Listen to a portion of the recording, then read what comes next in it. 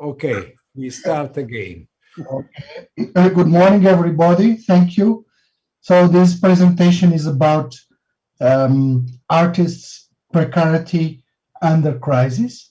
What I would like to start with is with the notion that social sciences research has identified that artistic work typically characterizes as highly precarious, both professionally and creatively or ontologically.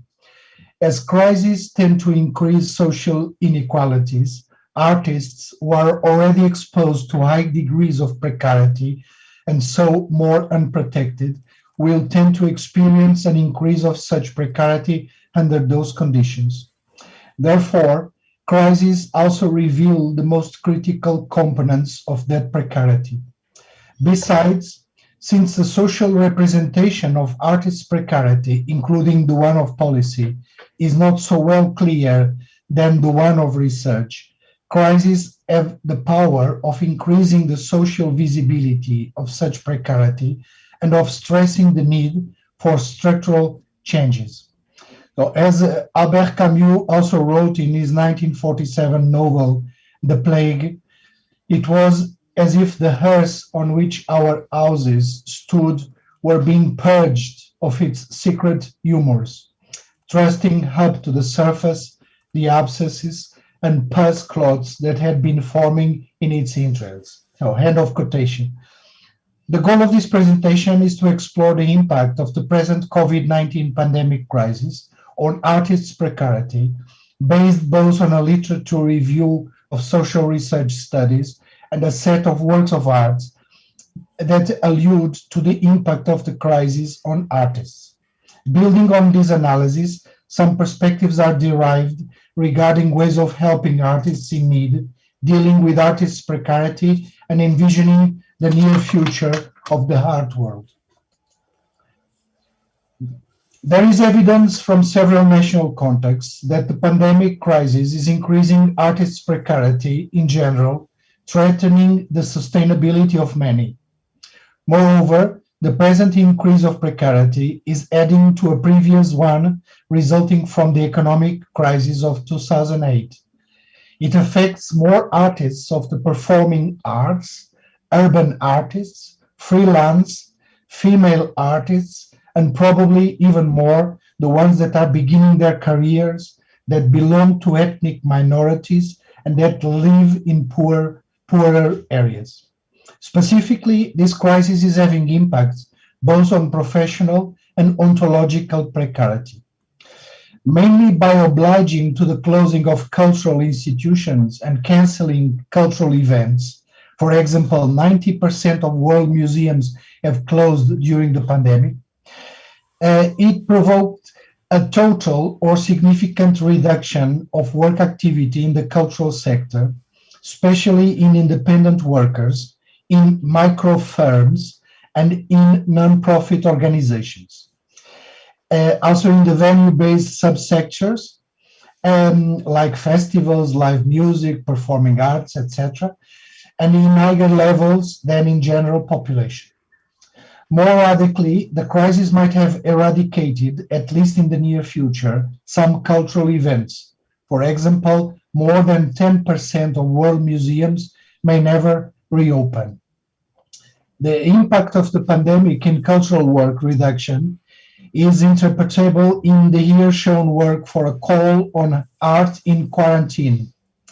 In a joint legend to this work, it is written, this work can be read as a metaphor for the current situation, trapped by a social, political, and economical stone, Sisyphus of the time in which we live. Correlatively to the reduction in cultural work, the pandemic provoked a fall in the income and revenues of the cultural sector, parallel to many others. In some contexts, artists lost the total or the major part of their income. Moreover, the prediction for the medium term is that this negative effect of the crisis will last and could amplify due to drop of demand and investment. Our initiative to Marco, make a new meeting of our network. And should I continue? That we have our network since 2007. Hello? Hello? Hi? Hi, should I continue? Yes. Okay. Consistently with and corroborating the reduction in their work activity and income, artists are publicly manifesting and informing on the intensification of their precarity and at the same time requiring support. Specific required actions include need of food, housing assistance, tax suspension, forgivable business loans, rent holidays, interest-free loans, faster access to funding, grants, and simplification of applications for universal credit, and also unemployment insurances. In the here shown performance that took place in a public space in Lisbon, instead of presenting clothes, fashion models only dressed black tongues. Besides, the work limitations brought by the pandemic to the artists result in non-previewed changes to their creative work in ways that can eventually constrain it and even alienate it. Imposed social distancing is a condition contrary with the experience of direct exhibition and direct contact with artworks. The consequence is an impossibility of such exhibition and appreciation, or a reduction in its quality that becomes dependent of an indirect showing and contact through art reproductions or streaming.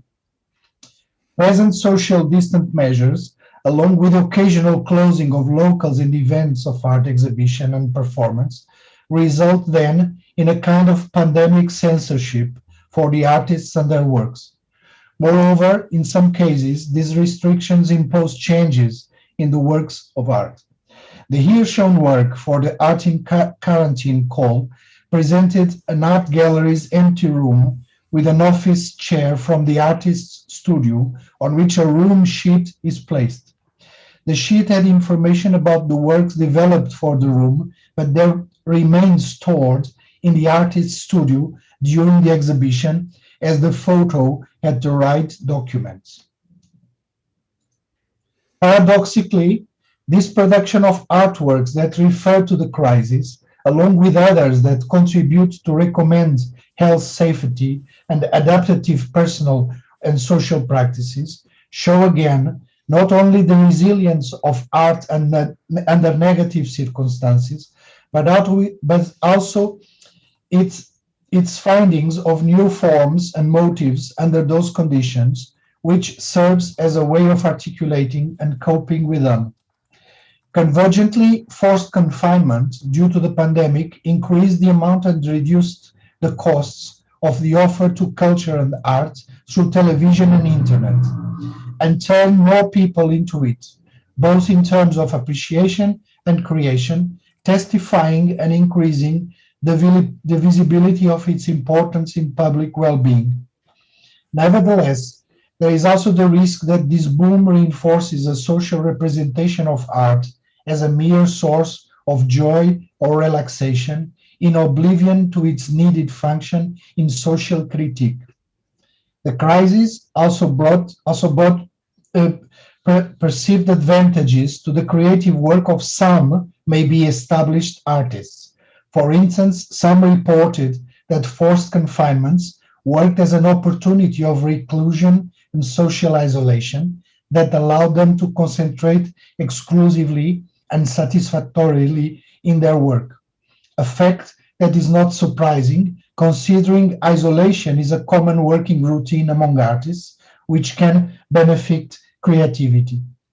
Additionally, economic and social crises, as we know, can be periods with positive impacts in art production, even provoking new art movements like expressionism and modernism. Nevertheless, for some artists, reclusion and social isolation are counterproductive. For instance, due to the forced confinement, performer artists and students dependent of a workspace in-person coaching to maintain and develop technical and artistic abilities, like, for example, circus artists, risk falling behind their labor force in the expected post-confinement phase. This could result that those in that condition might seek non-artistic employment pathways. Furthermore, due to the impact of the pandemic crisis on closing borders and limiting international travel, cultural exchange and cross-cultural learning opportunities, such as artistic residencies and tours abroad, is being restricted. The increment of artists' precarity due to the crisis has several problematic consequences. Due to the crisis, some artists and cultural workers are obliged to leave their profession, which can derive in the loss of talent for society. The crisis might also have a long-term impact of reducing the motivation and financial support of students in order that they enter higher education in the arts, and by increasing the difficulties art graduates will have in joining this sector. Besides, by imposing distance between artists or artistic institutions with their audiences, the pandemic pushes an online shift of art exhibition in the form of online museums, displays, virtual exhibitions, distant visits, virtual events, and streaming. The crisis, therefore, reduces a collective, physical, on-site, indoor, public pattern of art consumption and increases a digital, virtual, private, home, free, and open access pattern. In this way, the crisis might also stimulate the development of virtual ways of displaying art or of complementing the real exhibition of art expected in the post-pandemic future. For instance, it is known that the virtual exhibitions can facilitate the availability of art by overcoming physical restrictions and complementing and increasing the impact of physical exhibitions by extending audiences' motivation and deepening and participation. But despite allowing a virtual display and a form of accessibility to some art, this online shift of art is also problematic. First, it can compromise a fair gain and control by artists for their digital displays. Such shift is not possible or easy to all artistic activities and systems functioning as an equalizer. The prolonged use of digital tools that the online shift is also demanding from artists can provoke exhaustion and a longing for manual crafty work.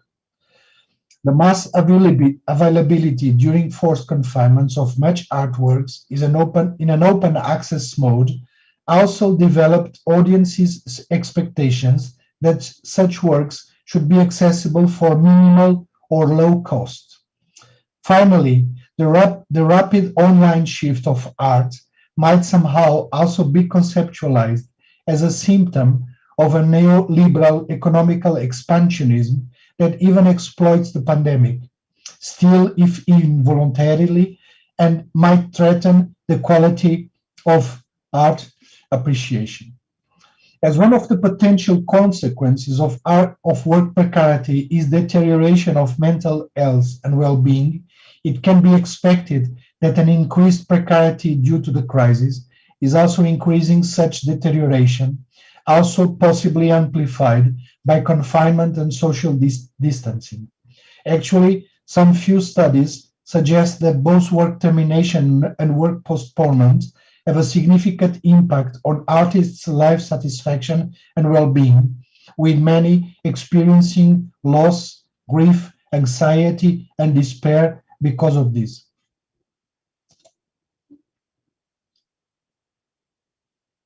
So I think I'll move a bit forward because of the time, and we'll try to conclude. Like crisis in general, this crisis seems to increase the already existing precarity that tends to affect artists and as many other disadvantaged workers. promoting the social inequality they tend to be exposed to. Consequently, this crisis seems to make more visible a higher precarity that artists already tended to be exposed to, and that does not result from it. In this perspective, the specific impact of this crisis on artists' precarity can be placed in a more general context of a crisis of neoliberalism. For the short term, the crisis demands ways of helping artists in need, especially the ones in this condition who just live from artistic work. In this line, several actions have been proposed for artists and art, like emergency funds in the logic of the universal basic income, solidarity grants, quick resolution of pending payments, advance payments of new commissions, tax incentives, or investment in cultural production. Besides, counseling and psychotherapy services and resources can be facilitated to help artists dealing with the pandemic impact on personal mental health. Moreover, artists can be assisted in how to connect with their audiences and produce revenues at a distance. Digitalization of art and culture demands development of digital skills in artists, greater extensibility of digital access, and adequate ground and planning by artists and cultural workers in order its quality is not threatened. For the long term, crisis stresses the need to find ways of making freelance artists eligible to special social security measures in case of need, like wage supplements or layoff, to reinforce the importance that artists organize in cooperatives and lobby groups that represent them collectively, to invest in digital infrastructure, and to promote intersection of culture with education and health services. Moreover, this crisis stresses the need, potentially in constituting an opportunity for structural actions that help to reduce or eradicate artists' precarity in the future, and not only in the short term, like conditions of stable and adequately remunerated work and social care, under a possible New Deal for culture. This would dignify art and artists' work and would develop its sustainability in general and in the face of future crises. As other previous crises, this one stresses, therefore, the social respect owed to the artists. So this is, I'm going to conclude now. So finalizing, the negative impact of this pandemic crisis in artists, as in other sectors, can be treated with a palliative care just to return after the pandemic to the previous situation, or alternatively with measures that help to restructure the relationship of artists and other workers with society. In a series entitled The Ghostlight Theatre Project for the exhibition Art in the Plague Year by California Museum of Photography, artist Sarah Boyer presents a sequence of photos of vacant theaters illuminated by ghost lights that she visited during the pandemic across Southern California. As the exhibition text that accompanies this series states, the project, however, is not about emptiness but potential. After all, an empty theater is pure possibility. Theater is a site of change. When we are invited back in, theater will have evolved. It will invite more of us back into all its phases: audience, creatives, actors, stagehands, stories. It will be stronger. That is what theater does. That is what we do. And we ourselves will be changed. Theater is where we transform, states the artist. So thank you very much for your attention. Thank you for your interesting lecture. And I think I have some question, but before the others, do you have any questions at first?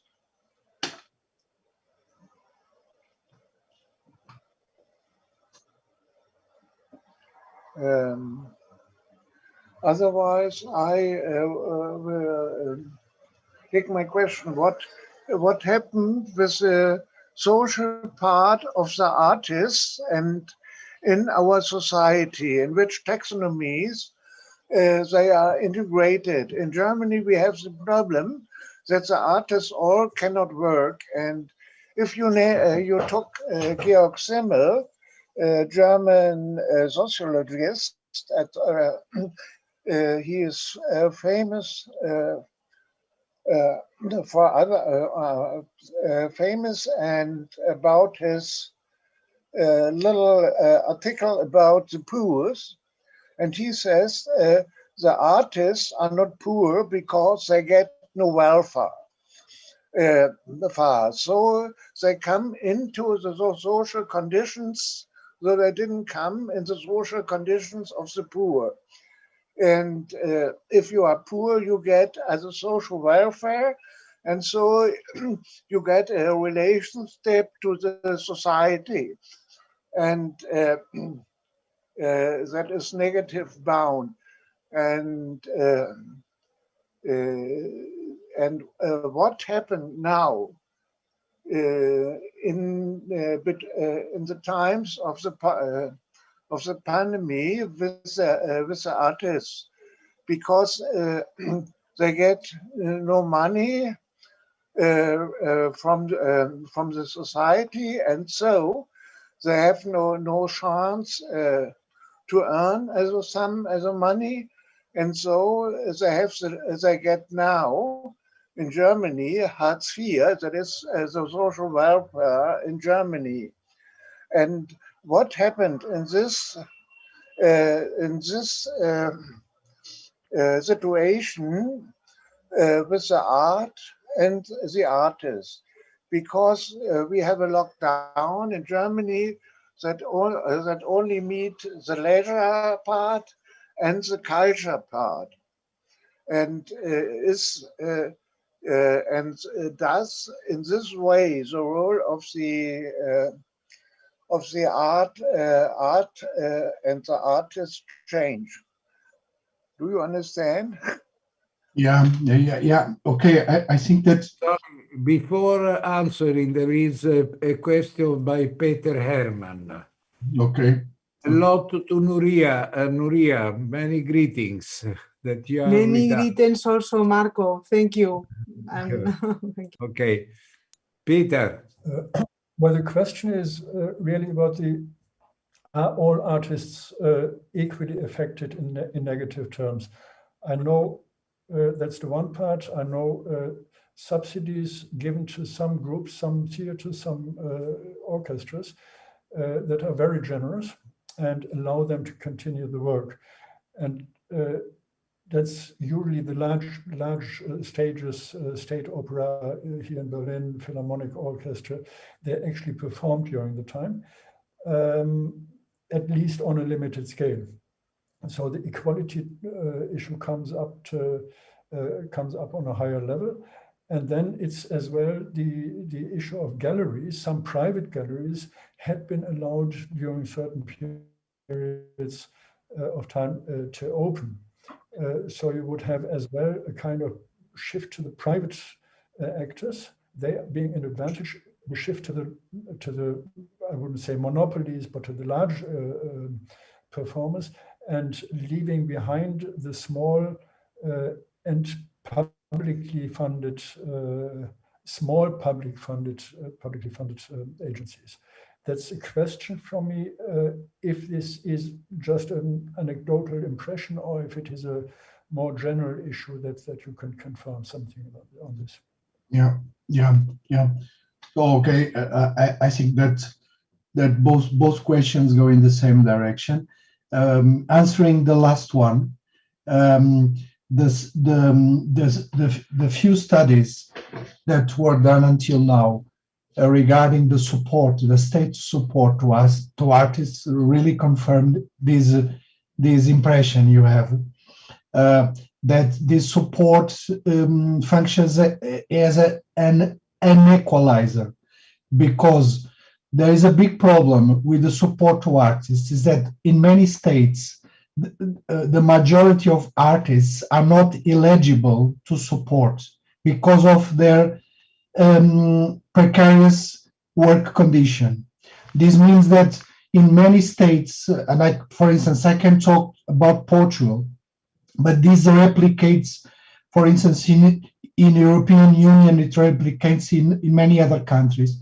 In many states, in order to have social support and to have the right for social security, you need to have a previous stable work or a previous discount to the social security system.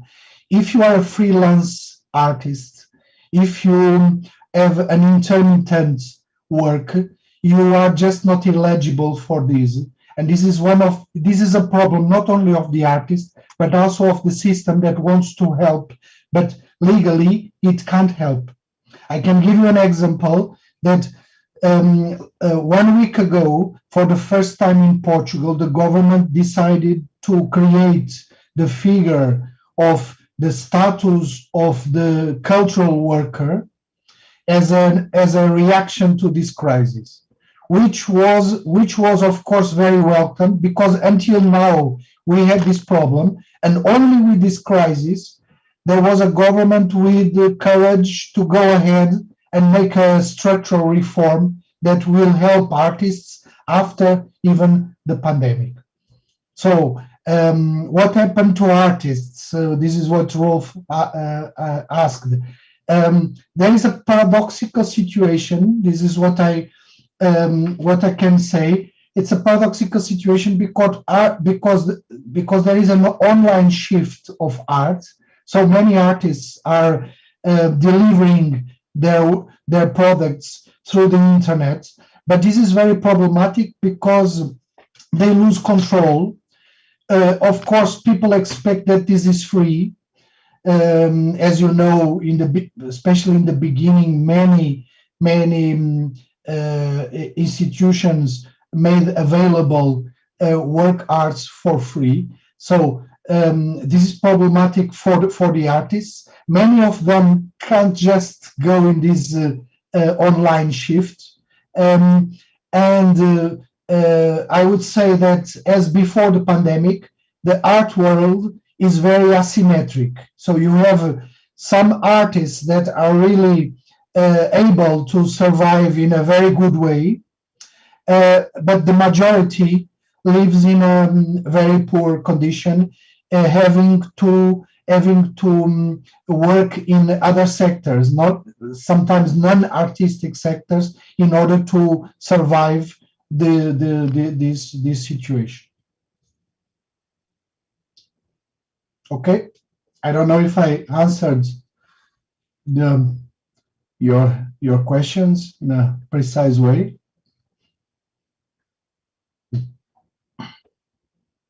Okay, very clear, very clear. Rolf, it's up to you. We have the second speaker.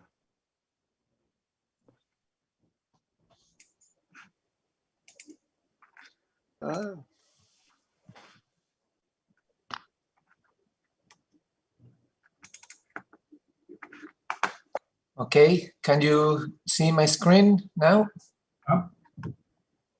Yes. Well, good morning. I am Fernando. Introduce yourself, please. Yes, for sure. Good morning, I'm Fernando Maruenga. I work at the University of Valencia in the field of educational sciences, curriculum studies and school organization.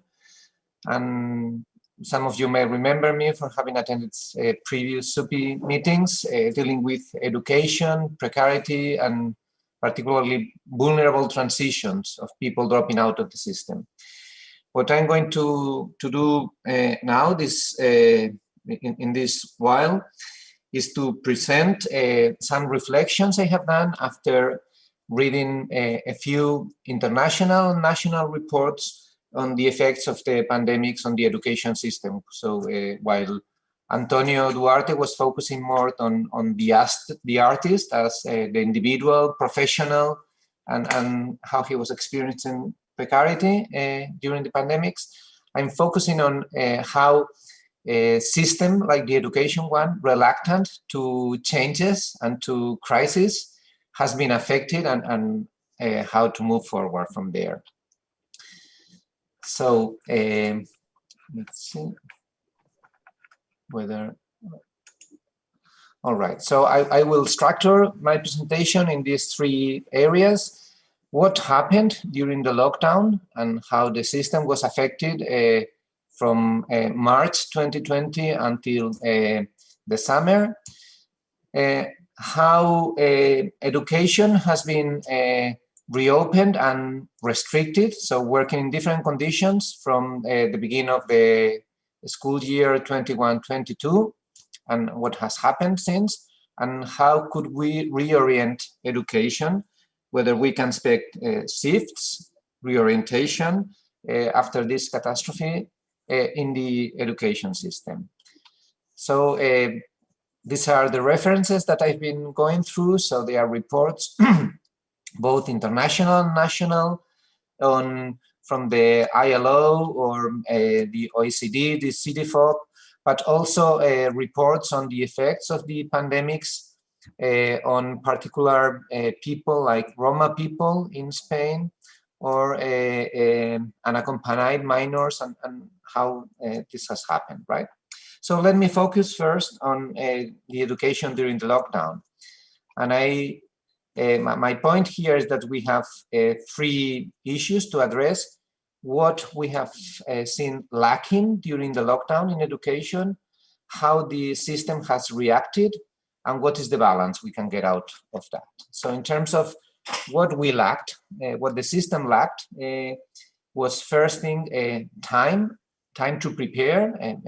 In Spain, students left school on Friday afternoon, and they didn't go back on Monday morning. So many of them didn't have time to collect their school books or the things they had left in the school or whatever. So there was no time to adapt, like in any other sector, for sure. There was no training for the staff, for teachers, no training for students, no training for parents on how to handle, whether we were going to meet on Zoom, Meets, Teams, whether we were going to meet, podcast, email, how the relation was going to be established. That there was no preparation. And therefore, many teachers were looking at head teachers were looking at the educational administration on how to do things. The third issue lacking were clear guidelines. How to address it. Guidelines are necessary in the school system because of its bureaucracy and because the education system is mass education. So everyone is attending it, is supposed to attend it, and it is very hierarchical in its structure. So everybody was looking upwards within the education system, while those teachers working with adults, or those teachers working in third sector organizations dealing with people who had dropped out of the system, were not looking up. They were looking at the people they were serving, the needs of the adults they were teaching, the needs of the young people who had dropped, and they were thinking on how to adapt their service, how to keep providing their service without expecting any support from nowhere. And of course, there was a lack of resources for everyone, not only digital, but also technological in terms of time, preparation, everything. Even the lack of many elements was a relevant part of the system. The system reacted, and the reaction of the system is, we are able to continue. Education went on. Even if it was not considered an essential activity and therefore face-to-face was not allowed, the whole system managed to go on and to move forward, to address the third semester, to address the final examinations. This continuity was based basically upon voluntarism of teachers within the system, upon voluntarism of the families who were also in lockdown at their homes, and trying to cope with their own work and with the demands set by the school system, which were new demands for which they were not prepared, right?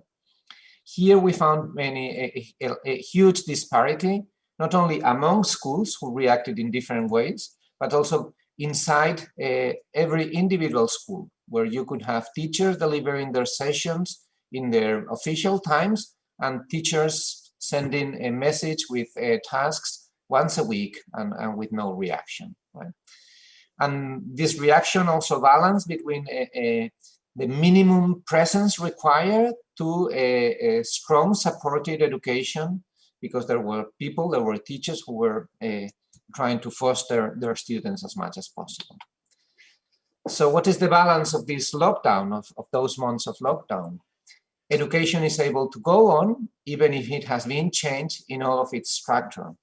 But yet, this continuity has had consequences in terms of performance. Some people already talk about the lower performance and a lost generation of people who are attending the system and live in the system during these pandemic times. In terms of motivation towards study and traditional school activities. In terms of habits, which have been changed.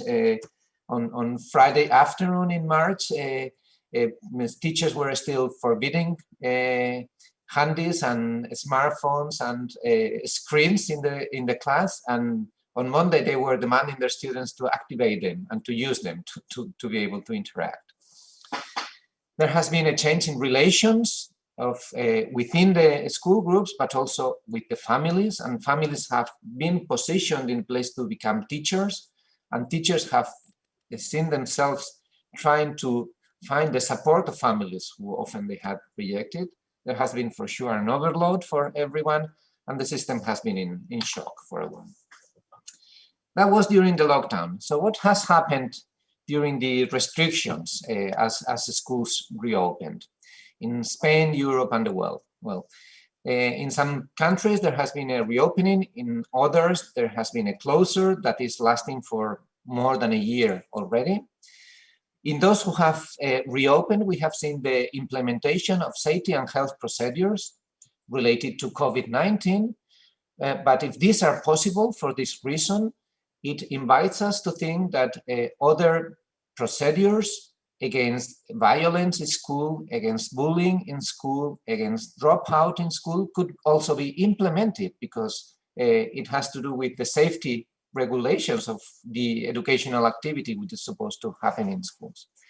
There has been some investment in terms of infrastructure, particularly in computerization and digitalization, in terms of providing more staff, and instead in terms of providing extra training for staff. Right? But the issue is the system going to take this chance to stick up to what it used to do, or is it going to transform into something else? So if we look now at the level of practice, educational practice, relations and social links have been reshaped fully. The traditional delivery of teaching learning processes face-to-face has been switched to face-to-no-face.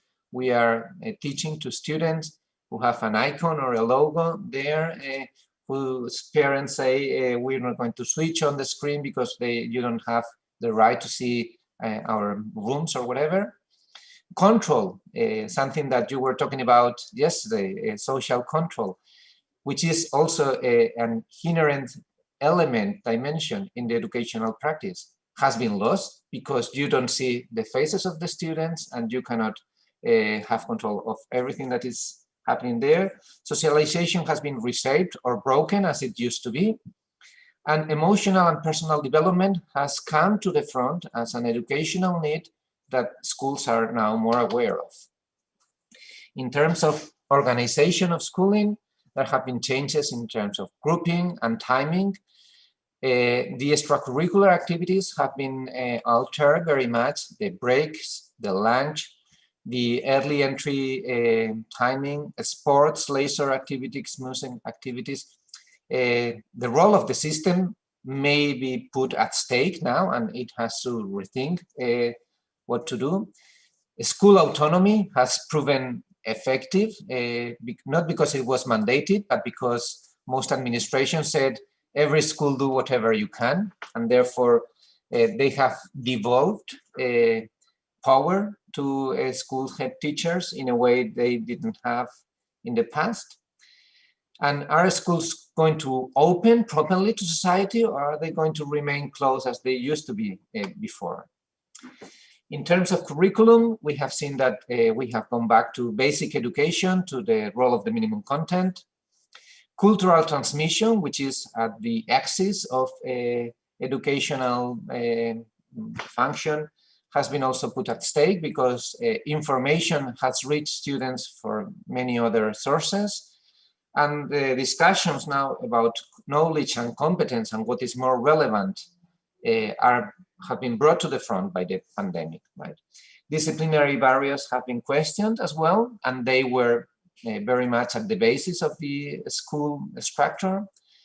Those outsiders in education, many NGOs accessing a school to be able to provide prevention programs on sexuality, on harassment, on violence, on racism, on peace, on sustainability, have been stopped from entering schools because it is now a restricted space. In terms of vocational education, practical education, dual systems have been affected severely by this issue. And is the school system becoming more flexible or not in terms of curriculum? Now, if we look at assessment, this has come to the front as the main worry for the school administration. The measurement of performance and the conditions under which that measurement should take place was the main concern of the educational administration during the pandemic, and it is still nowadays a very relevant issue. The role that assessment plays in terms of qualifying but also classifying people is very relevant, and yet teachers are demanding for a more personalization of the processes. There has been a huge confusion between final and constant assessment, as if because we couldn't provide proper final assessment, to do it constantly could contribute to provide us with enough evidence, but that is bringing final summative assessment all throughout the process, and it is a heavy weight on the teachers. And what is at stake in the end is the public value of education, whether it is education itself or whether it is the accreditation it provides. And therefore the issues about what is the basic minimum content that education should provide. And in terms of governance of the system, assessment has proved more relevant than curriculum. Participation of parents, of families have been neglected because decisions should be taken from the top to the bottom. Investment might be stopped once the pandemic is over because of the economic crisis associated to it. And are we going to go back to normal? Are we going to manage the system or to bring it into a different direction? And so I come to my final statements, which have to do what are the lessons we can learn from here, and has the system proved to be nude thanks to this pandemic situation. And so I think on the one side, what has been obvious is that teaching and learning practice has been able to be delivered in distance contents, and that is new because it was assumed that it should be face-to-face. Family-school relations have been altered forever, and there has been hatred growing on both sides sometimes, but also appreciation on other sides, and it will be an issue to discuss.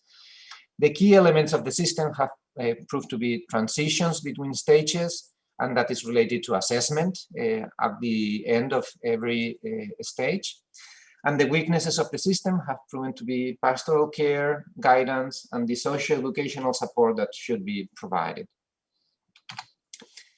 Then something that perhaps is not so obvious is that the timing of education has changed as well during the pandemics. And this has also an impact upon assessment. And quick assessment has something to do, but long-term measurement is probably more relevant in terms of education. Precisely if we want to take care of the generations that have been affected by this whole year or 2 years of lockdown and education restricted.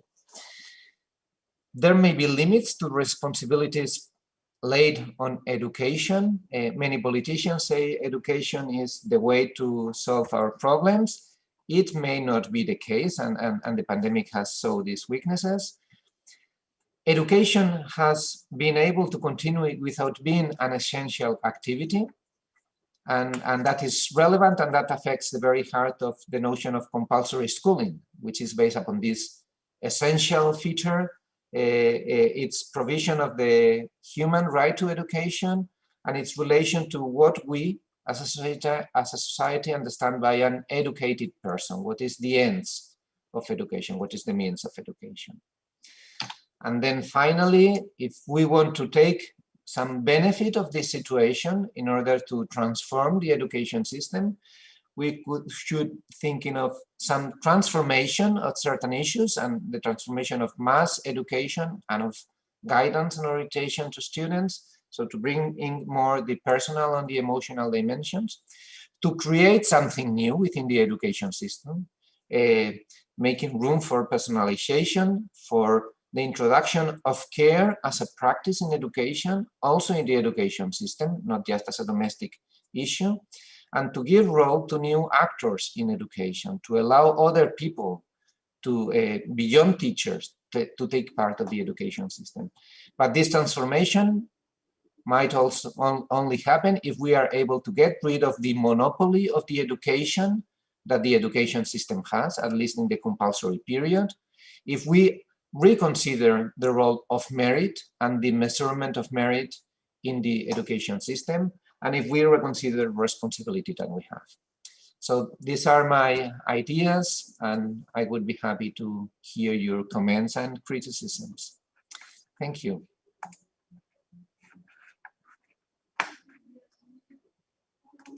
Thank you to you, Professor Maruenga. Question and answer, Rolf? Yes, for sure. Allora, Peter Herrmann has a question.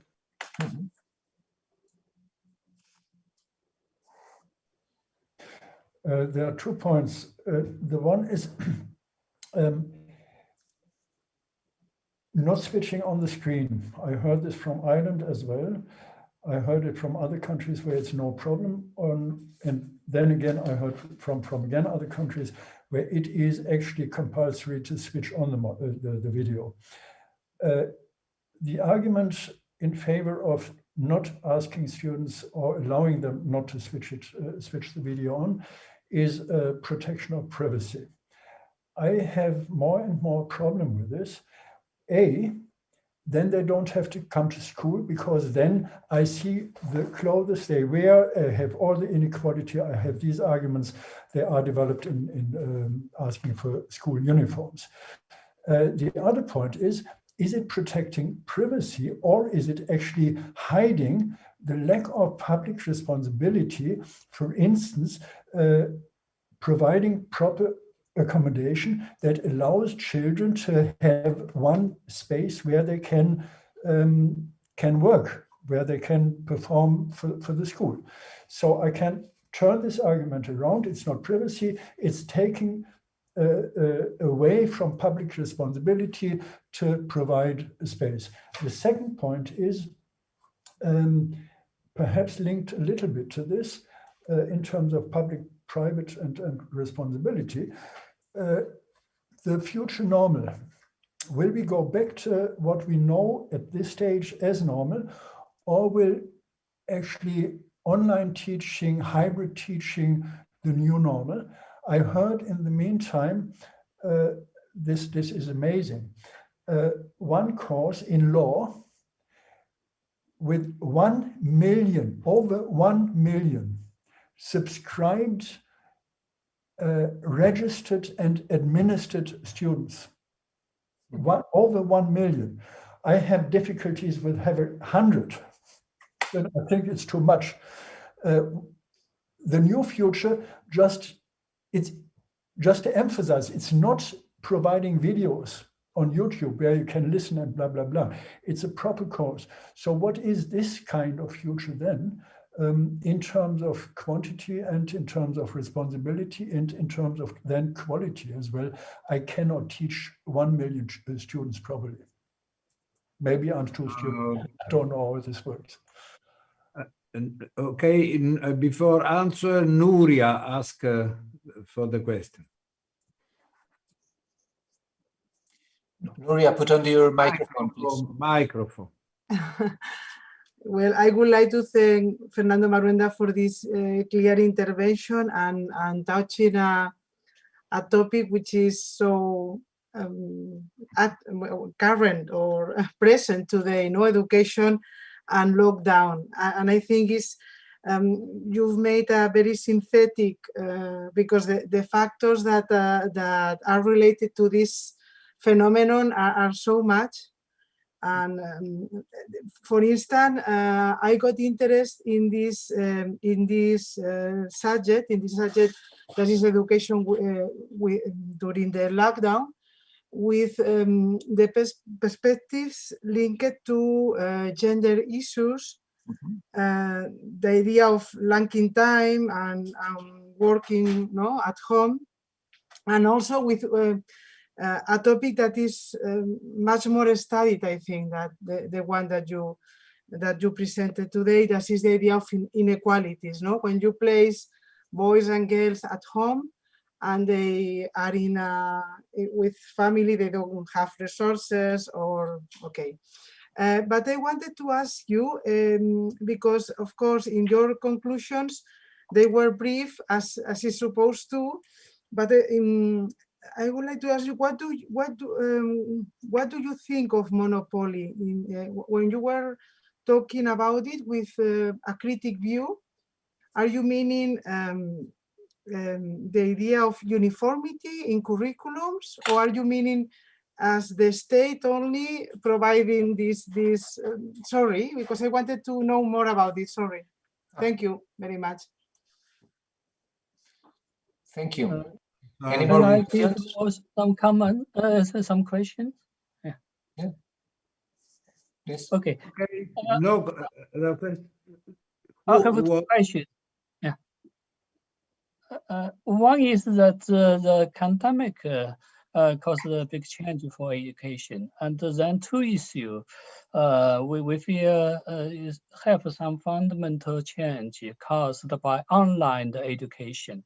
One is that after this pandemic, we develop the online course. That is a big change. Then the implication is that the content is become very similar. Different university, different programs. So how to maintain this special feature? Because if the same course put online, whatever what university or teacher teaching is more like similar. So this is one question, that how the change is online education with the content of the education. The second is the market issue, education market. Because if not the online, underground, in the class, then they have many vocational training and education class is give the fee, pay the tuition fee, that is necessary. But if you put the online, they have no income for those agents, whatever the university or training school, or so then the resource to the education is reduced. And the people think education is a cheap method. You just go to the online to go to learn. So they have the lack of the resources. So in the long-term view, it's a challenge for the education. Okay, I give those two questions. So what you are thinking? Okay. Okay. No other question, Professor Maruenga, to you, up to you. Okay, thank you.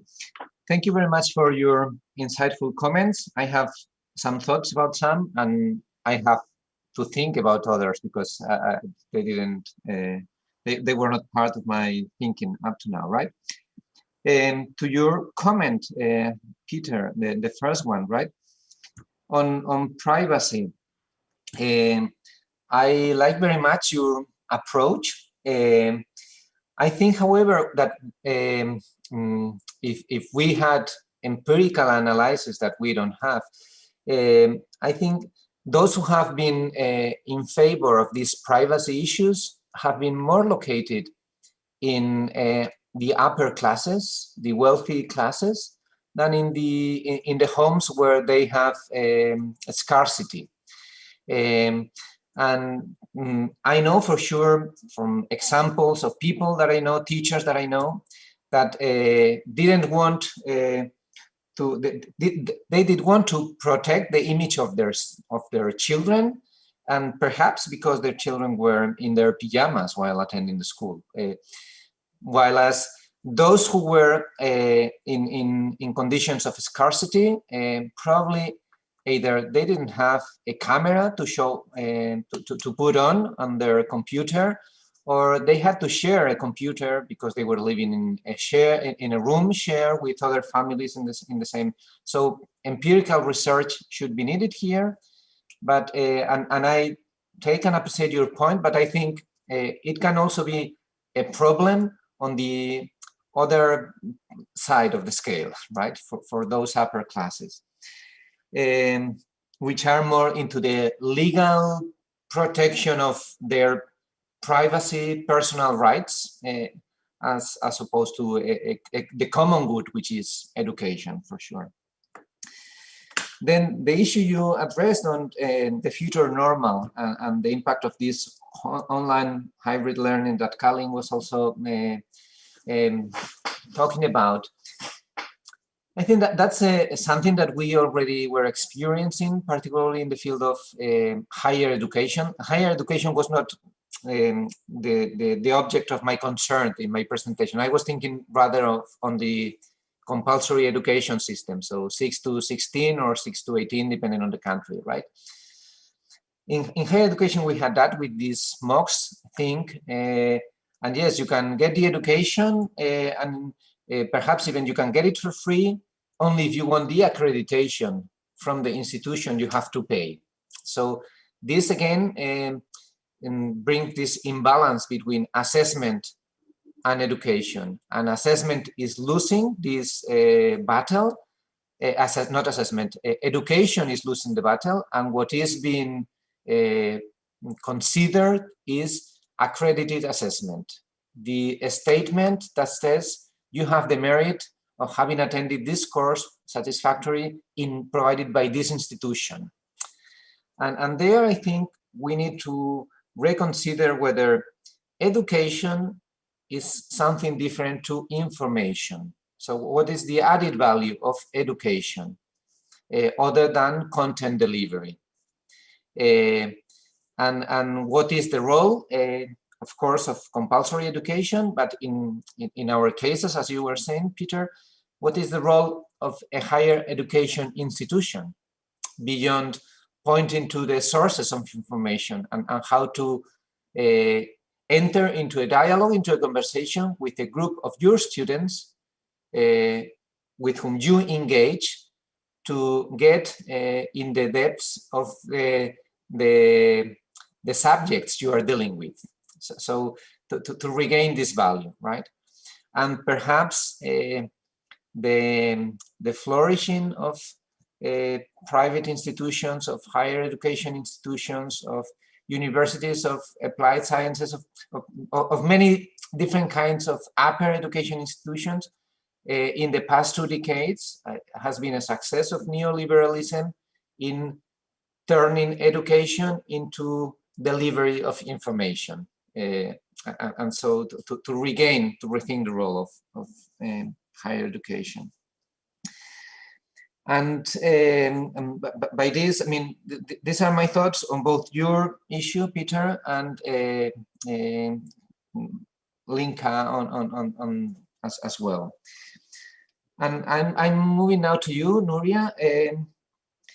I think also what you have said about these gender inequalities during the lockdown and also now in this restricted process where students sometimes attend a school twice a week and they remain at home the other 3 days. And so I think this should need empirical evidence because it will probably show that kids have benefited of this situation while girls have experienced an overload of their academic duties and their home duties, particularly because their parents were also in this lockdown condition, and therefore more support was needed there. But I think that there should be some empirical data to show this, and so it is an issue worth addressing. And I am sure, this data could reassure us in what we can see. This reminds me of the issue of the European Commission president in Turkey 2 weeks ago, and her speech before the European Parliament a few days ago, and how clearly this was put forward, that gender inequality is not something of the 20th century, it is very embedded into current everyday practices. And now to the monopoly notion that I use. The education system is the result of the Enlightenment, and it is a product of modernity, and it is attached to equality, to freedom, to fraternity as well. And what happened with the education system is that when it became compulsory, and there are two features there. It has to be compulsory in order to provide education for all. And in order for it to be compulsory, it has to be mass education. It cannot be compulsory if it is not mass education. Mass education comes together with standardization. And the system says only schools can provide education between 6 and 16 in Spain, between Monday and Friday, between 9 and 5. So no other actors are allowed to intervene in education. No matter whether it is public or private schooling, but your kids have to be there. Then homeschooling was a movement initiated in Spain in the 1970s by people coming from other parts of the other countries in Europe, when we were not still part of the European Union, and they could provide homeschooling to their kids from very often from anarchists' point of view. And they could do so because as they were Belgian or German, located in Spain, the compulsority was not linked to them. It didn't affect them. Now, homeschooling has become, in the past 20 years, a very conservative movement, initiated in the United States to prevent the state to dogmatize my kids, because it is me who wants to dogmatize my kids. And dogmatization is against education. And so that's the issue there. So when I refer to the monopoly, what the pandemic showed us is that even if the school was the only actor allowed, all of a sudden, kids were not forced to attend the school. You could connect your laptop and not connect your camera and do whatever you wanted.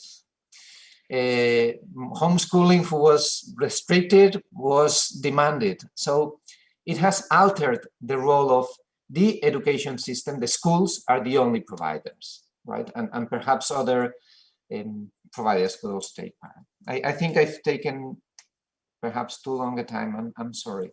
Thank you very much for your comments. Thank you, Professor Maruenga. No, very clear, very important what you say. Now we have another speaker. Allora, Professor Peter Herrmann. The topic is solidarity as a regime of governing. Peter, please, the floor is to you. Introduce yourself briefly. Well, thank you for giving me the opportunity to talk about something that is, as usual, a little bit outside of this usual frame, talking about precarity, which I think is normal in this circle already. Background, I am, I don't know exactly, multidisciplinary, interdisciplinary, working currently in an institute or school of law in China, which strangely enough is probably part of this future that I'm currently located in Berlin.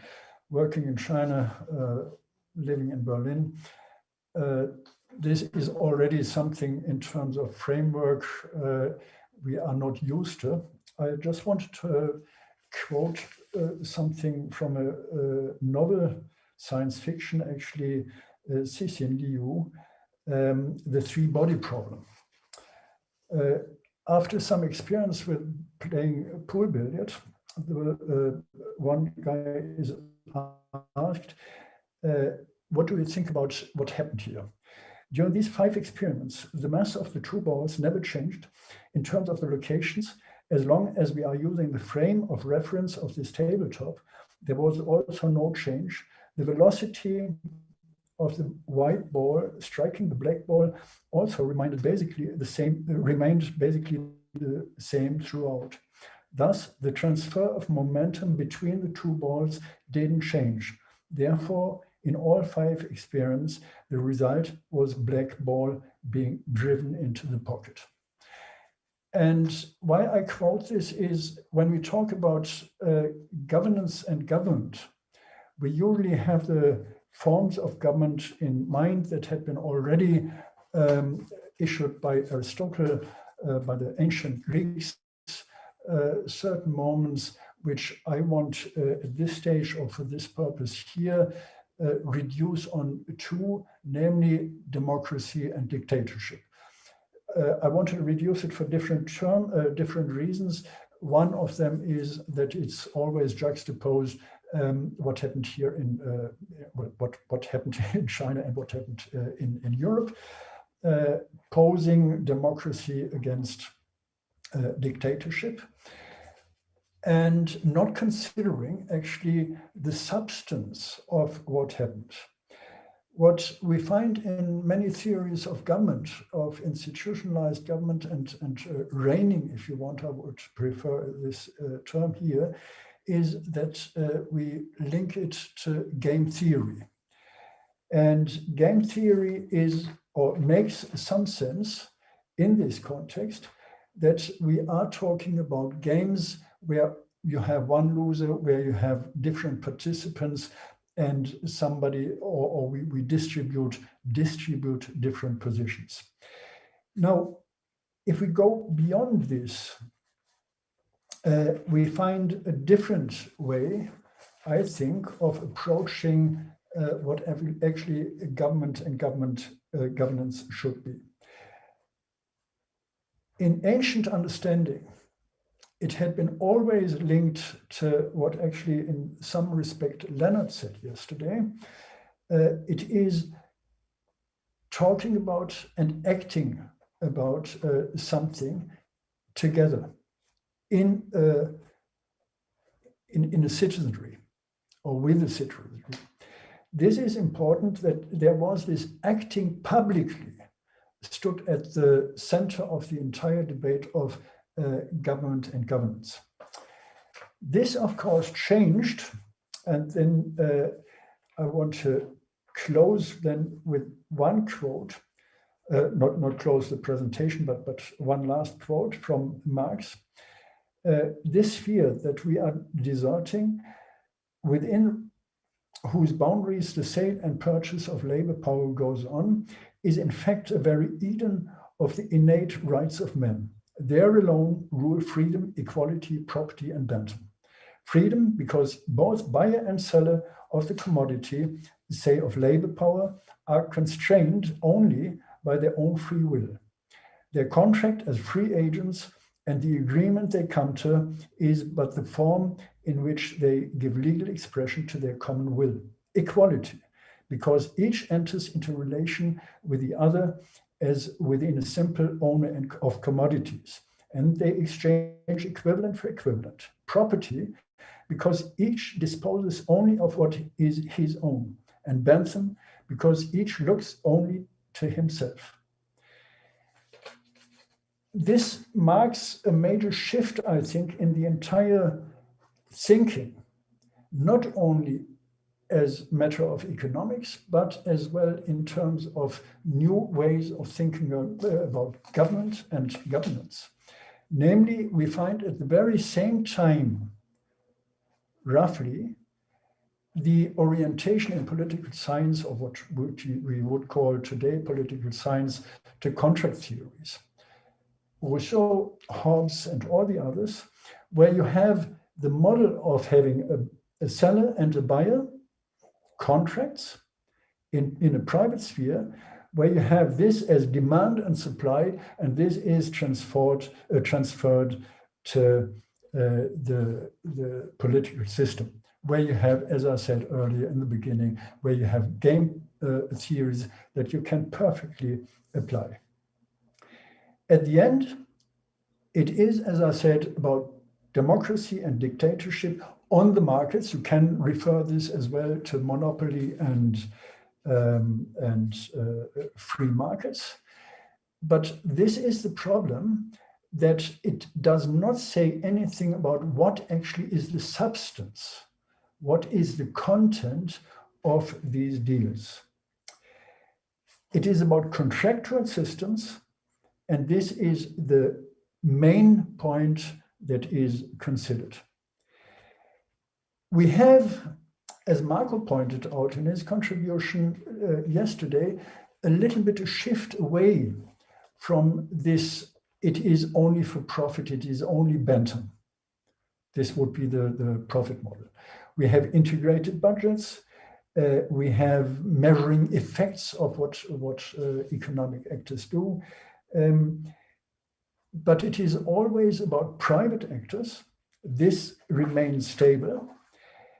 And it is always about the old model of economy. It is about creating employment, new Green Deal, but the substance is not really different to what we have had. The substance is still a contractual relationship of different social actors, of societal actors, and then the calculation of cost benefit is becoming more complex. Is this really a fundamental change if we widen the cost benefit analysis, or what is actually behind this? I would say it is not a fundamental change. What is constituting this constellation is that it's all concentrated, all focused on distribution. We never ever take production into account. What is actually produced? What are the different actors, be it on the market? What are they producing? It is for profit. It is long-term orientation. It's short-term orientation. We know all this from economics. And this is the basic model of economics, actually. You have supply, you have demand, you relate them to each other, and there is an equilibrium. It's the economy is stupid, was one phrase once used. The economy is to some extent stupid if it's only understood in this way. Now, what does this actually mean when we look at the economy today? It had been referred to digitization, as well in terms of education, for instance, artificial intelligence.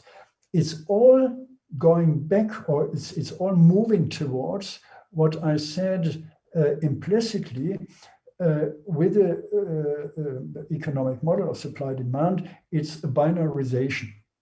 You look at the simplification of the social relationships on something that is considered to be economically effective. And this is, of course, as small as the package is, as better, as easier you can trade it. We don't want to buy complex things. We don't want, and this is as well something we find in political processes, we don't want to decide on complex issues. We want to click and say, this is I am in favor of, or this is I am against. The paradox of democracy of this kind is that you actually find monopolization instead of really one person, one vote. Because those who are actually not talking about distribution, where you have equal votes, those who are talking about production, and these are the major players in the economy, they are talking about content. They are talking about what you see with Amazon today is so easy, it's so comfortable that they actually determine, and I admit, I love Amazon in this way. It's so easy to buy something, and it is easy as well to fall into a trap with it. But then even then we have the return rights. It's all made into little parcels where we don't have, where we don't act together anymore. In other words, now coming to the political side, I can say, as much as the customer is reduced on a tiny aspect of the contractual system, the demos doesn't exist anymore. The demos is reduced on individual actors, individual participants in certain small aspects of political decisions. There is without doubt, I think we can say this, by and large, an extension of political decisions where we can have our vote. But we cannot have our vote on for what is artificial intelligence used. Do we really want artificial intelligence? Or do we want something that you may, I think, wrongly call a simple life, where we can decide about processes, where we can act together with others on what we are doing? There's an apps for everything. You don't have to come together. You cannot come together because everything is put into this nutshell. Now coming to the point of what is production really about? It is about production of life. And then we come to this solidarity, because we can produce life, real life, only together with others. And this means we have to look at what is going on in production of life, which is a political process. There I come back to what I said in the beginning. The ancient understanding of democracy was on a public space, doing something together, deciding something together. Of course, the exclusion of slaves, the exclusion of women should not be forgotten. So it was not paradise at all, but it is a different model where we have to face the understanding of democracy in a different way. Employment is, of course, important. I guess we will come back later today with Geir Standing's presentation on this, but employment is something that is as well reduced in this understanding of economy or economics. When we look back, and I won't quote Marx now literally, but where Marx said all economics is about time. Time actually meaning having free time, having time then for political processes, for something which we can do together.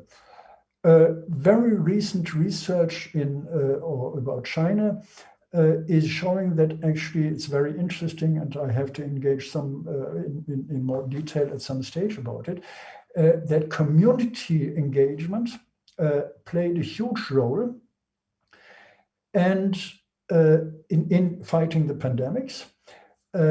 bringing people into public spaces and working together in solidarity. Young and old, there is a gender issue as well, still going on with involving men, involving male actors. Interestingly enough, the role of community work in this understanding is increasing since the privatization of the SOEs, the state-owned enterprises.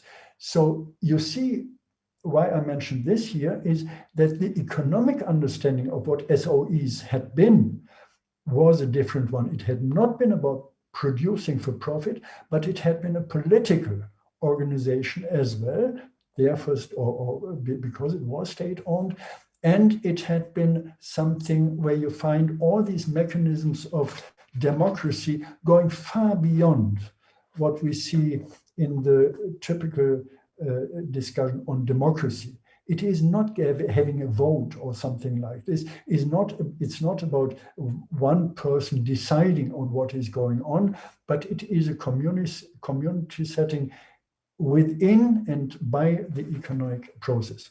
Of course, there are many problems going on hand in hand with this, because you always need a definite decision, and you have at some stage come to this process of solidarity is not the volonté pour tout, so it's not the will of all, but it is something where you have a real democracy, as Habermas would say, a discursive process, as something where communities are acting together.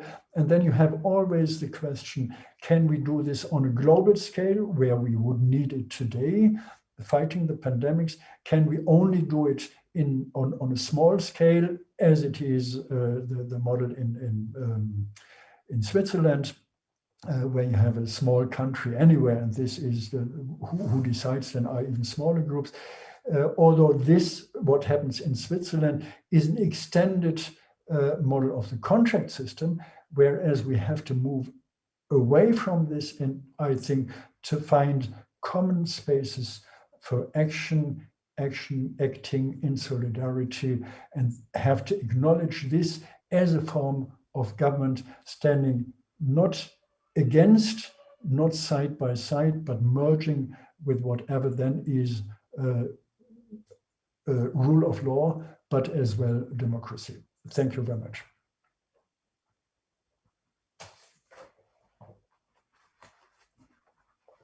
Thank you, Rolf. Now, comment, questions, question and answer. Lennart. Den lilla voce. Yeah, thank you, Peter. I think very interesting and very good approach. I like the idea that production is production of life, and thinking in the terms where how you analyze the economy,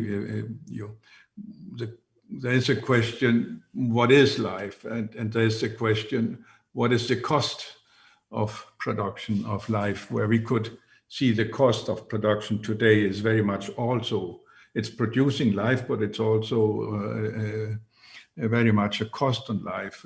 We destroy all the species, or at least plenty of them. And also, what kind of life, what do we understand with human life? In old days, we had a criterion of life that was the heart is beating.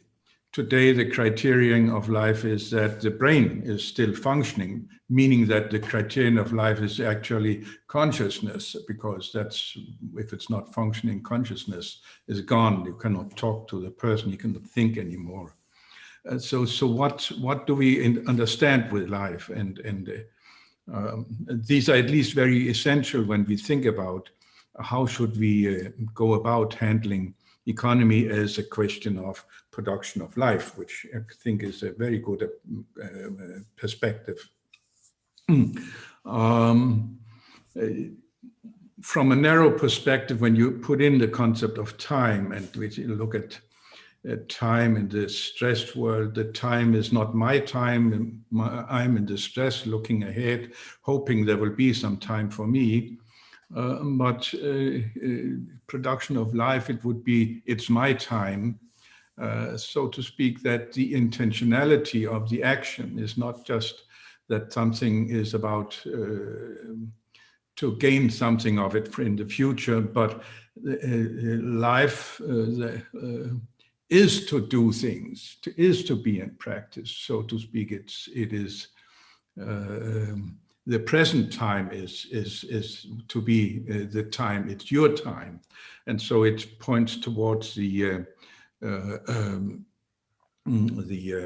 intrinsic motivational awareness aspect, that it is your way of being present and not just being a programmable person running around according to the monological command coming from somewhere. I think that's, so to speak, puts in that we cannot just look at the way of existing as being in this far distance oriented intentionality where we have lost ourselves. Also, there is this in it, if it's about a reflective being, and we are losing, we are moving towards the bipolarization, as you say, binarization, as you call it, and that is really a situation where there is an automatic response, reflexes, and putting it thumbs up and down, and the reflection is slow. The reflection is takes time. A human way of existing as a reflective being, if it's that's what is taking time to be considerate and to be reflect what should I be in solidarity with. So we're also looking at the content, as you say, and reflecting how best to do that. So it takes time. It needs to be slow and not just running around like an ant or something. And so the reason comes in but the reason is motivated by what we can, what our actions, activities or practices, what we love to see. This is the way I live. Then I would like to put in an additional concept which also connects to your concept of solidarity, I think, because it seems to me that the way we are producing, the way we're producing life, it's getting kind of insincere. And the sincerity, it's somehow waking up. It is existence, and we're not just running around to do something. It is human existence, and solidarity gets meaning in sincerity somehow, and not just that we say, oh, we are very solidarious and go swinging and singing together, but there's a sincerity about that is enabled through this way of looking. Now, I think this just was some reflections and comments. I would, if maybe you have some comments to some of the points I tried to reflect a little on here. I really think it's a productive way of going to look at the things that you showed. There are not other comments, just my personal comment. We had a deep discussion with very important lawyers here in Italy. That was a member of Constitutional Court, and he clarified well that we make a lot of confusion between government and governance. We need to have a clear concept from institutional point of view. Government is the authority of the state or public authority that make laws and rules and has the strength to make apply this rule.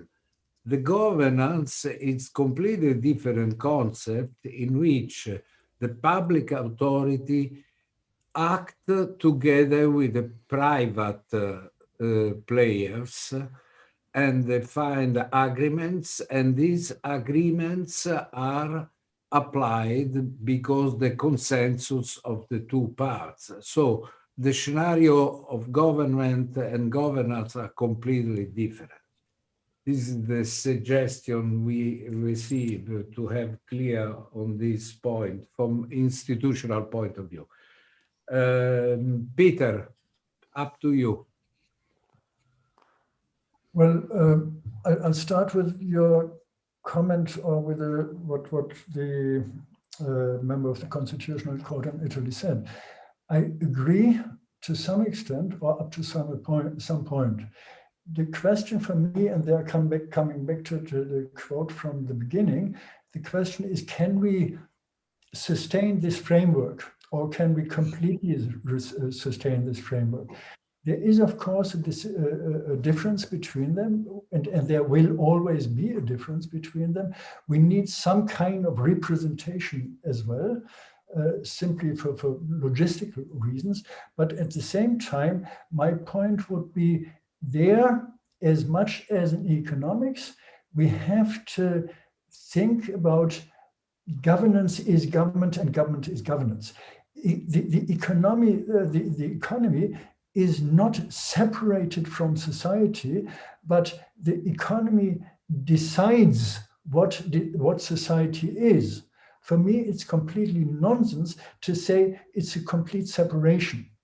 You find this as well with Karen Pogliani, who said you have this dominance of the profit system making gain in the middle of the 19th century, leaving or disembedding the economy, but then as well you have counteracting mechanisms. And this is, I think, where we have to think about this kind of economy we have decides what society we have. This kind of government decides what kind of governance we will have.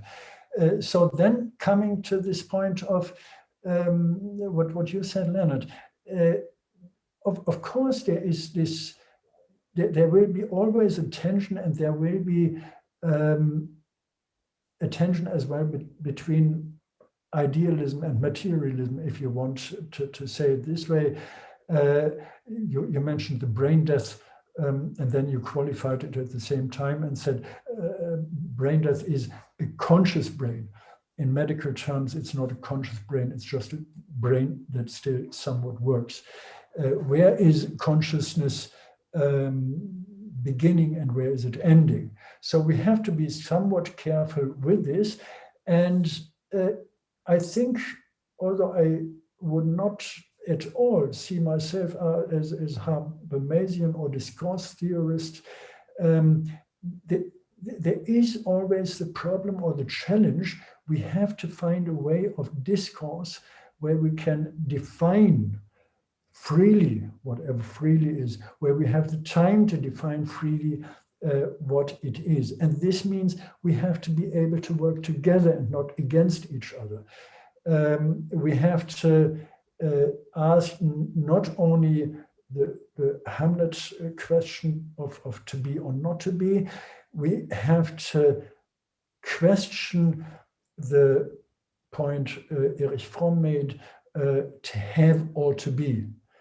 And we have to find a way of this working together, of having time to engage in political processes, and then to become, and there you would have a kind of hierarchical system, or you would have different layers of coming to something where you have a government system, or governing and governance. The cost of it, I wouldn't see this as a problem. I would see more the problem of the cost of waste we produce today, and I'm not talking about waste and environmental issues, we are talking about two kinds of cost. I saw recently a documentary, the blossoming online trade, how people are traded here in Germany, those who deliver actually the goods. They get not just minimum wage, they get far below this. It's 250 euro. I think the minimum wage is by 8 or 9 euro. So you see the living conditions. This is one cost.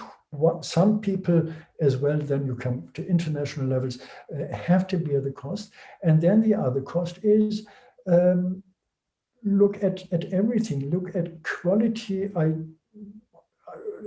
as well of life. If I'm sitting in front of my computer and I am acting as an executor of the computer game, look at the cost of health issues, look at the cost of stress, psychological stress, alienation, and all this. I could go on endlessly. I don't want, but I guess you know what I mean. It's not the cost of what we can do, but it is the negative cost. Really, negative cost doesn't exist, this term in economic term, in economics. The negative cost of the failures of the system we have now, including, of course, the huge unimaginable amounts of Bezos, of Facebook, Zuckerberg, and these people get now exactly because we are acting in this way. Okay, thank you, Peter. If we have no other question, allora, now in the program we have 10 minutes break for a very short coffee. We are in a little delay. And then we start again with the report by Professor Bobkov and Professor Igor Shishkin that are connected from Russia. Okay, Peter, Rolf are okay? We make a break, 10 minutes. Microphone, Peter, Rolf, microphone.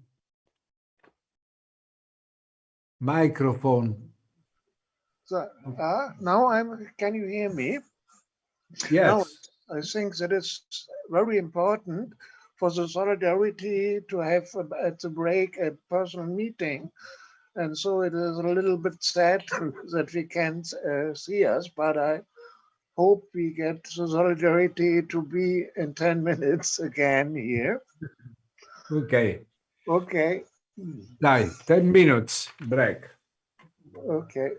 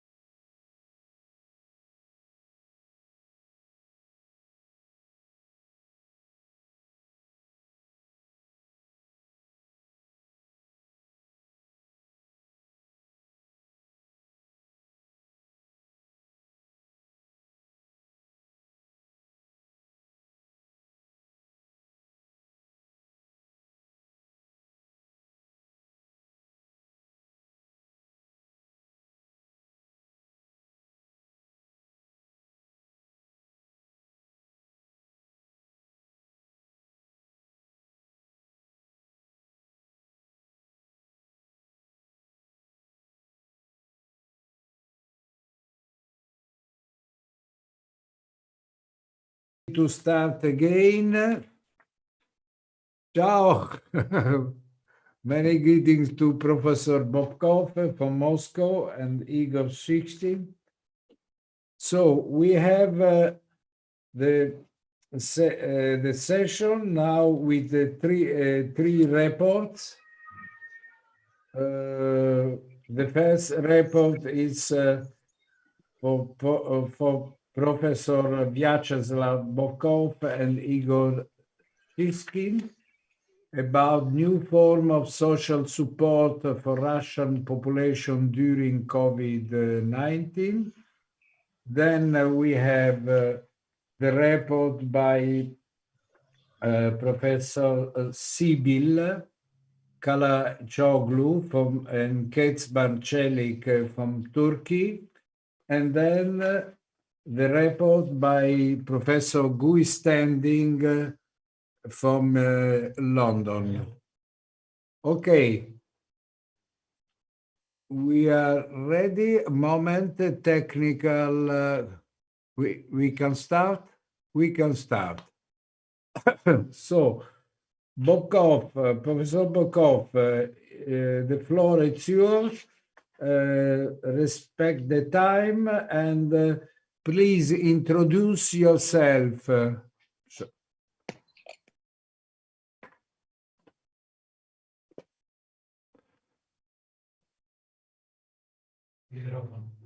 Microphone, Professor Bobkov, microphone. Excuse me, please. Yes.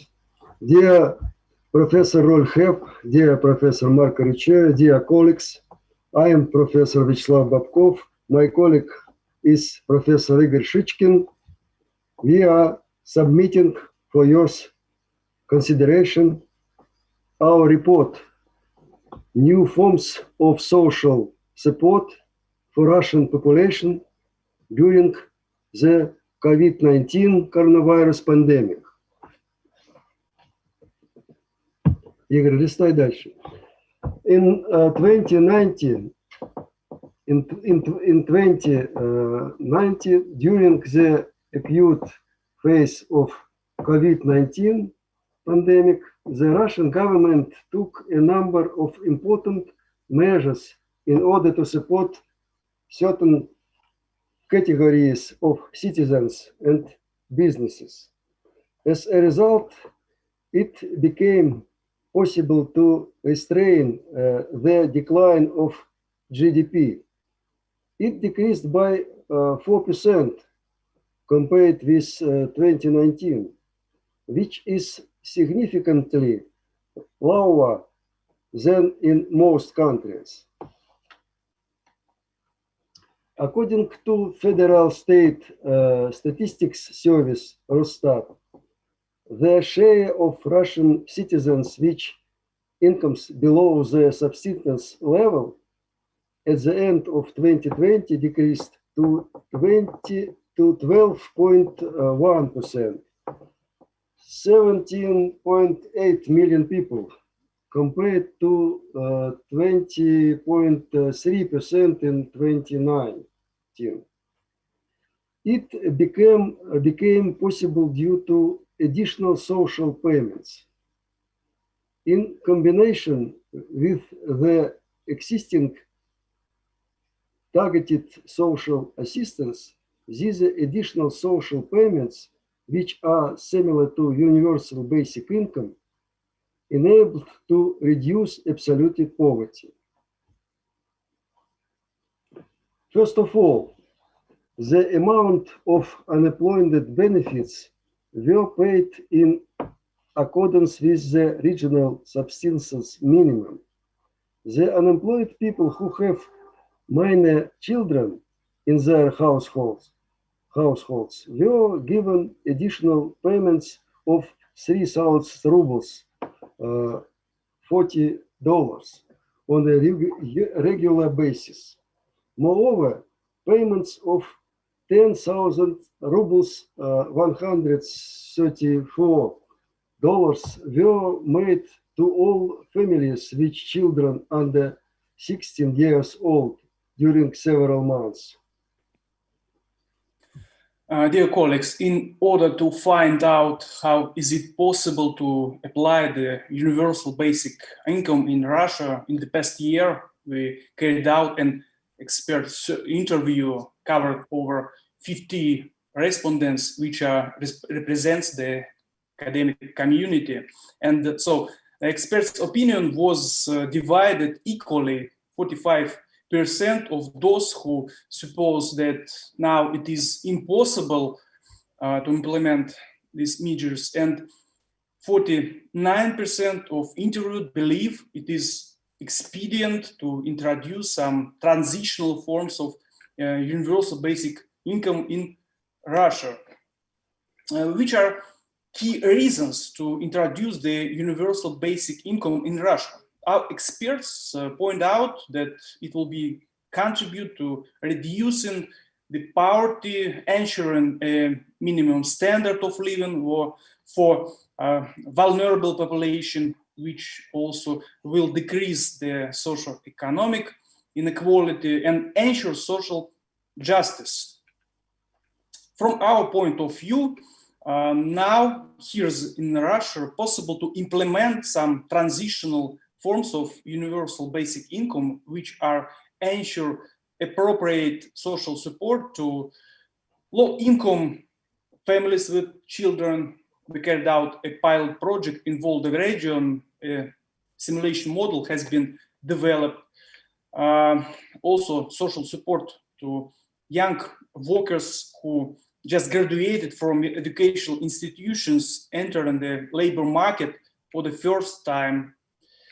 To Russian unemployed registered at employment centers, to workers with risks of precarious employment, especially for workers dealing with platform employment. In result of our scientific research, we got the following findings. First of all, the experience of social assistance for population in the context of the COVID-19 pandemic contributes to solution of controversial issues related with universal basic income concept. Secondly, the advantage of the unconditional principle in social support over the targeted support is revealed. In short, there is false irrelevance of argument that the high inflation risk in consequence of social transfer to population. The need for preliminary approbation of measures leading to a more consequent implementation of the principle inherent in universal basic income is becoming less obvious. And the above mentioned factors make it possible to use UBI payments on a larger scale in the framework of state social policy. Plekhanov Russian University of Economic, in cooperation with the University of Freiburg, will hold online conference to exchange experience on UBI implementation, May 20, 2021. We would like to invite you to take part in this discussion. If you have any question, do not hesitate to ask them.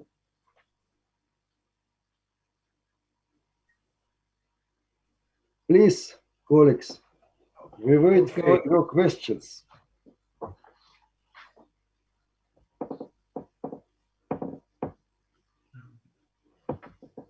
Professor Kalin from China. Игорь, переводи. It's a very interesting news or information for me. So I try to clarify that previous COVID-19, there have no universal benefits for those people who have no job or who have the difficult. So is there no such kind of program? I mean, so in China, we have the minimum income guarantee programs. So if whatever the reason, it does not looking for a reason. If the income is under a certain level, so we give the benefits. So I don't know if the Russia, as you mentioned, in this universal benefits. Yeah, okay. Thank you very much for your question. Вячеслав Николаевич, коллеги наши спрашивают. Moment, Igor. There is Peter Herrmann. We collect all the questions and comments. Yeah, several questions together. Yeah. Okay. Well, my question would be about the inequality in such a hugely differentiated country like Russia, as well in terms of size. Russia, like China, is a huge country, and it is hugely differentiated. You have the center around Moscow, you have the very rich parts in Siberia where people cannot do anything with the money. And so what is about, did you think about how this will be considered, the inequality of infrastructure, the inequality of wealth, the inequality of actually what you can do with money, or the meaning of money in such a concept and such a country? Dear Peter, let us clarify your question. You mean how the universal basic income will impact on social infrastructure in general, yeah? No, the other way around. The difference between, if you look at Russia, it's a hugely differentiated country. You have very poor regions, you have very rich regions, highly populated regions with a good, well-developed infrastructure, and other areas where you don't have infrastructure, where you don't have a mentionable population density. So what is the effect? Would you pay still to everybody the same, or how do you want to see this reflected? Okay, thank you. Вячеслав Николаевич, первый вопрос вот по поводу форм поддержки для безработных до пандемии. Были ли у нас в стране какие-то формы, или вот только сейчас правительство сдалось вот такими целями, чтобы принять, безусловно, базовый доход, чтобы поддержать? Первый вопрос, отвечаю, first question. Безработные всегда в России получали пособие по безработице, если они регистрировались на бирже труда. Before the pandemic situation in Russia, we had different forms of social assistance provided, ensured to unemployed people. Но это пособие, его размер зависел от той заработной платы, которую они получали до того, как стали безработными, от размера заработной платы. But the volume and size of this social transfer, social benefit to unemployed were deferred, depends on the volume of their salary they have before. Поскольку большинство безработных, как правило, получали низкую заработную плату, то пособие по безработице было ниже прожиточного минимума. And there was principal reason, that's why most of unemployed had low social benefits, because the official incomes and salaries were low. Во время пандемии, независимо от заработной платы, все безработные получали, значит, выплату в размере регионального, а у нас в России он разный, регионального прожиточного минимума. During the pandemic period, most of unemployed people in Russia received social benefits from government in the size of regional minimum wage. Кроме того, если эти были безработные из семей, в которых есть дети, то этому безработному еще доплачивалась сумма на каждого ребенка дополнительно. Moreover, if unemployed would have a child, family with children, they received extra social transfers from government. Intended to their children. 5,000 rubles in dollars, like 50, from 50 up to $130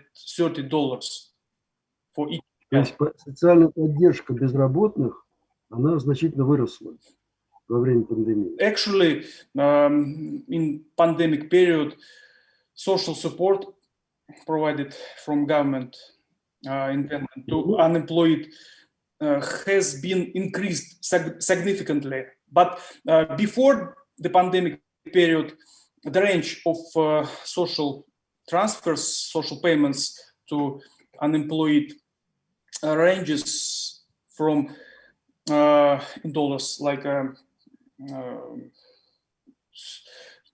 $20 up to $100.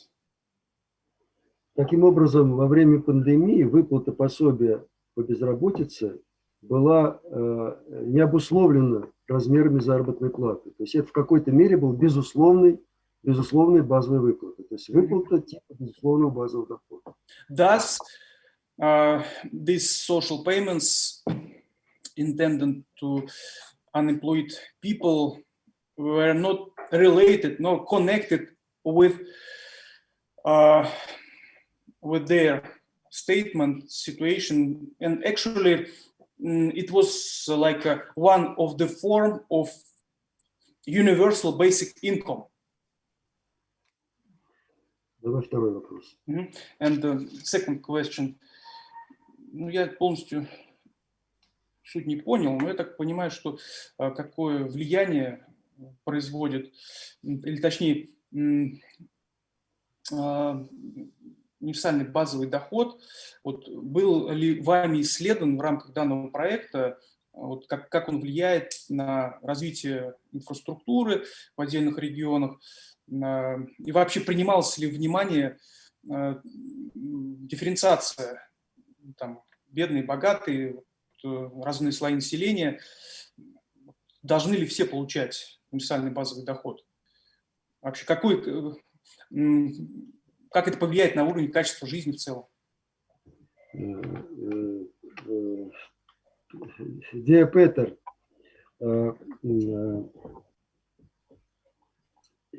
практически правительство производило выплаты типа безусловного базового дохода только вот на период острой фазы пандемии, то есть в 1920 году, в прошлом году. Больше выплат со стороны правительства как бы типа безусловного базового дохода не было. Поэтому, да, ну скажи это сначала. До 2020 года, да, производились? Нет, в течение 2020 года производилось, впервые правительство проводило выплаты вот типа безусловного базового дохода.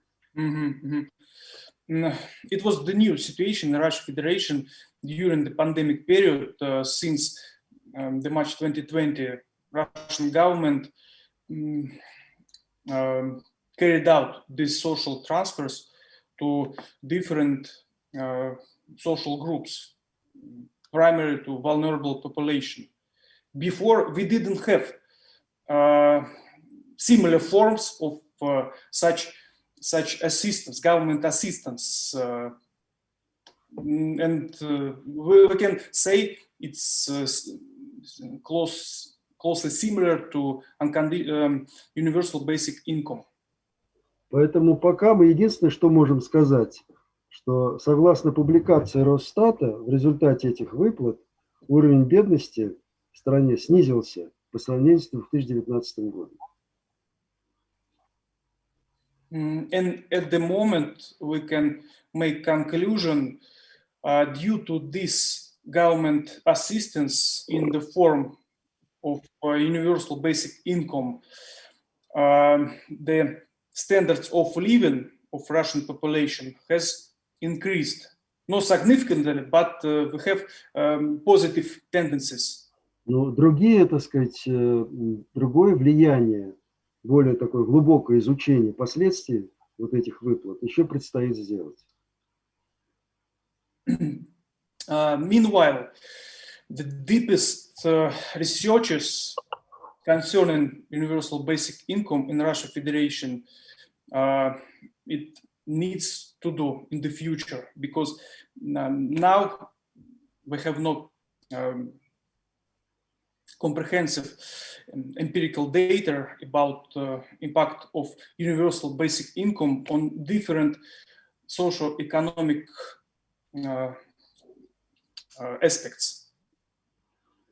Мы в докладе вам, так сказать, донесли идею о том, что российские ученые, в том числе коллектив, которым я руковожу, предлагают провести несколько пилотных проектов. In our presentations, we mentioned that введение безусловного базового дохода. The research group conducted by Vyacheslav now working under this issue in the Russian Federation, and we're going to cover by our social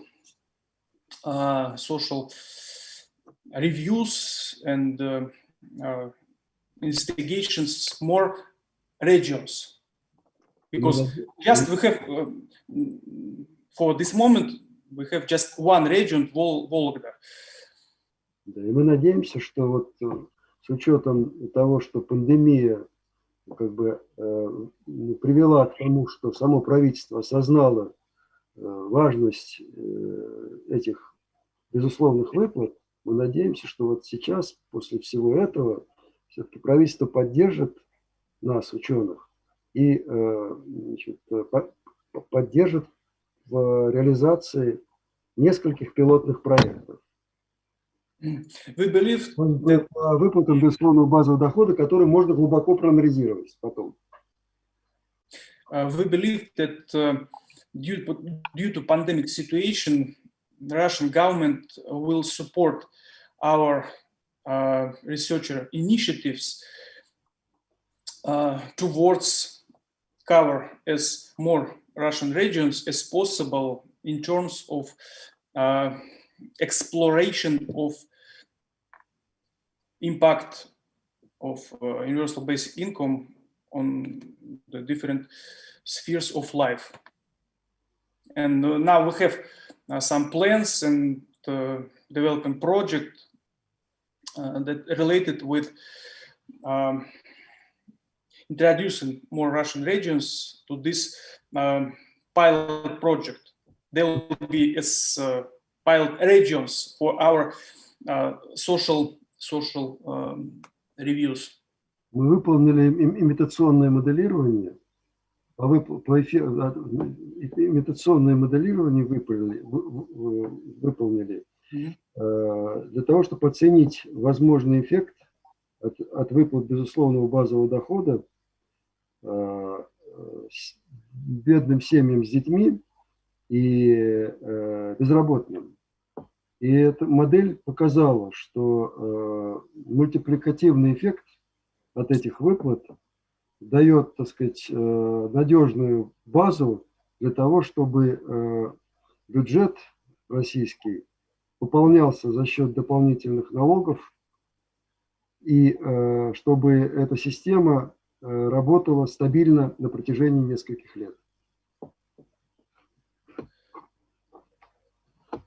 We had developed a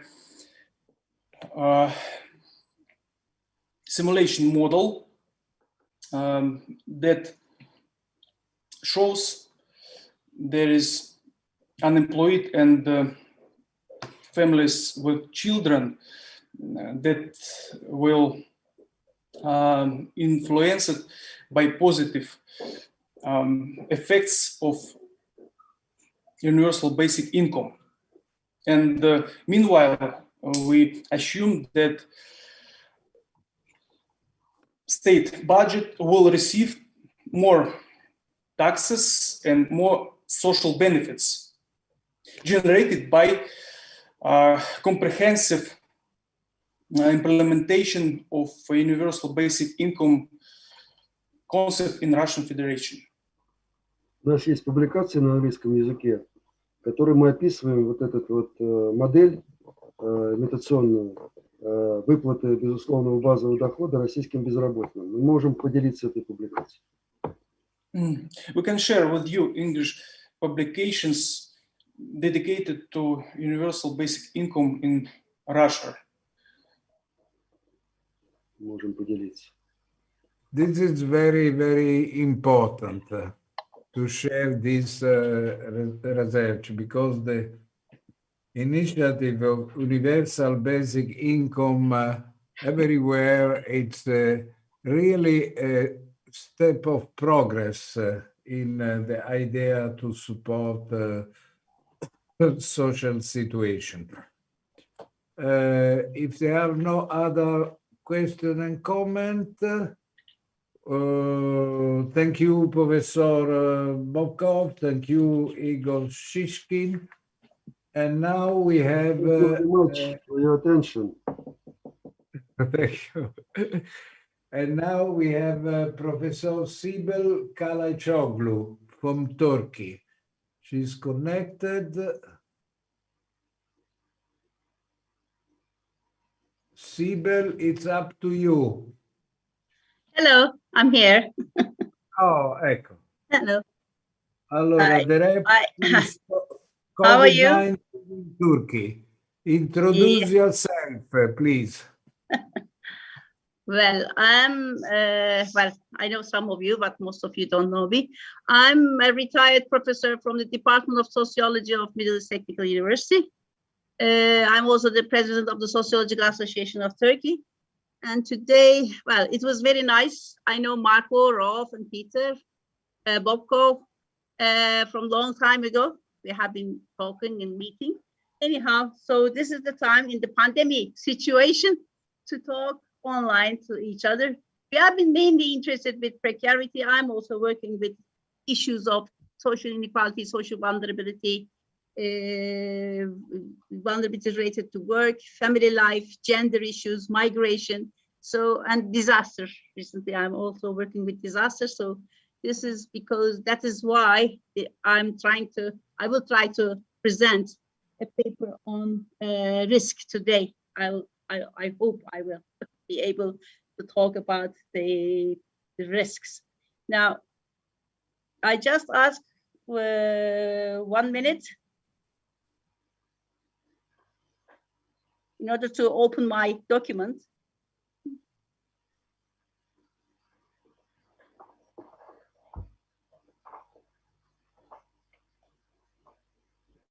I have to use 2 computers. Okay.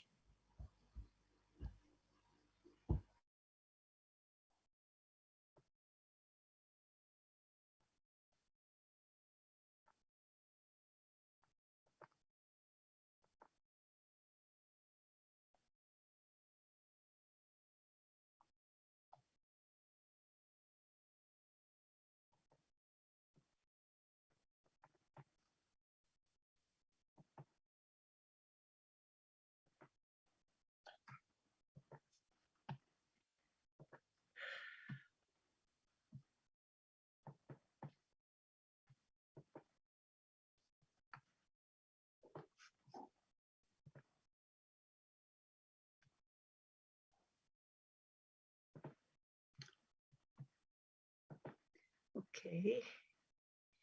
Can I share screen with you? Yes, I think so. Yeah. Okay. Here's my okay, I can do it. Okay, Marco. Again, just nice to meet you all. And today, well, I'd like to talk about the COVID practices in Turkey, of course. But the background is, of course, the COVID-19 is experienced differently in all different countries, depending on their different experiences. And I will be trying to talk about the COVID experience of Turkey in terms of work and employment, the economic relations, governance, and in relation to the disasters and health issues. Okay, the discussion will be on the, if I can manage this, it will be on the concept of risk, rather multiple risks, which are usually connected to the pandemic in the media, according to, with the politics and whatever. But I will try to discuss that is not always the case. All what we have been living through is now, especially in Turkey, is now connected to pandemic. Because of pandemic, well, I will discuss that it won't be, it is not true. Anyhow, the research we did was we have conducted the research on the effects of COVID in Istanbul. It was, of course, not face-to-face. It was through the telephone interviews. And we made this research with about 450 households between September, October, when Turkey was actually experiencing its second peak at that time. Now we are in the fourth peak. I don't know about your countries, but in terms of COVID, talking about COVID, we are in the fourth peak, and that is why we are locked down and I have to change places. And thank you for giving me this extra slot to session, Rolf. I mean, I was really grateful because yesterday I was traveling. I have to. Just today, everything's finished. Locked down. Okay, coming back to my presentation, multiple risk. Well, risk is a popular concept, whether we like it or not. I can understand why some of you may not be really may like the concept, but anyhow, it's a popular concept of contemporary social sciences approach used in social sciences, in sociology, since from Ulrich Beck onwards, and it's mainly related to the dynamics and the construction of the reflexive modernity. That is the discussion. But what I will discuss is not that kind of risk, but rather risks emerging from everyday practices of survival, affected from the economic, political, cultural practices of every society. They may be affected from modernity or not necessarily. So in Turkey, the root causes of risk is rather originating from what I will discuss is from various informalities and the culture affecting all spheres of life. Before this, I chose four major areas. One is the economic area, which I will be talking mainly about work and job losses. Then I will also try to talk about the social sphere, mainly about family care, gender inequalities. Then I will try to include political, mainly as Peter was talking about the governance issue, governance of crisis, management of crisis, administration of crisis. And finally, I will also try to include the paradox of staying at home, which we also lived through, different than the other countries. This was a case which we lived through in Turkey in September last year. Anyhow, so if I can continue, the first part, the economic issue, well, according to the research we have done in Istanbul, this was a random. Sorry, Marco, I cannot hear you, Marco. Are you? Very clear. Okay, thank you. Okay, according to the research, we asked to these 450 households. In general, they said 60% of them have experienced job losses or income losses, or at least reduced income. So that is for openly declared that almost 60% have either job losses or reduced incomes. Then we also tried to differentiate in terms of SES, those who are better in SES or who have not so well in terms of socioeconomic status, those who have already low income jobs on low incomes anyhow, these kinds of households, 75% of them said that they have lost their jobs. Who are they? Because they are mostly those households who have jobs in the informal sector. And the informal sector, which is, I mean, I've been talking about it in the previous lectures with when we were together in our previous conferences. Turkish economy is mainly based on informal relations or informal investments, informal jobs, informal business. Therefore, the pandemic mostly hit this informality, the basis of informality in Turkey in terms of economy. Therefore, those people who are mostly who have those jobs in those sector, various sectors, have lost 70% of 75% have said that they have lost their jobs. But then, in terms of SES, those who have better means and incomes before the pandemic, they said only 45% have experienced some losses. Only 45. Well, who are those? These are mostly professionals, actually. Professionals who don't have the means to stay at home or to use digital means because of their work. For example, if you're an architect, are you going to stay at home and make your, well, since all the construction sector also has been hit at that time last year, how are you going to produce your work or gain income? So certain jobs, especially by professionals, cannot go.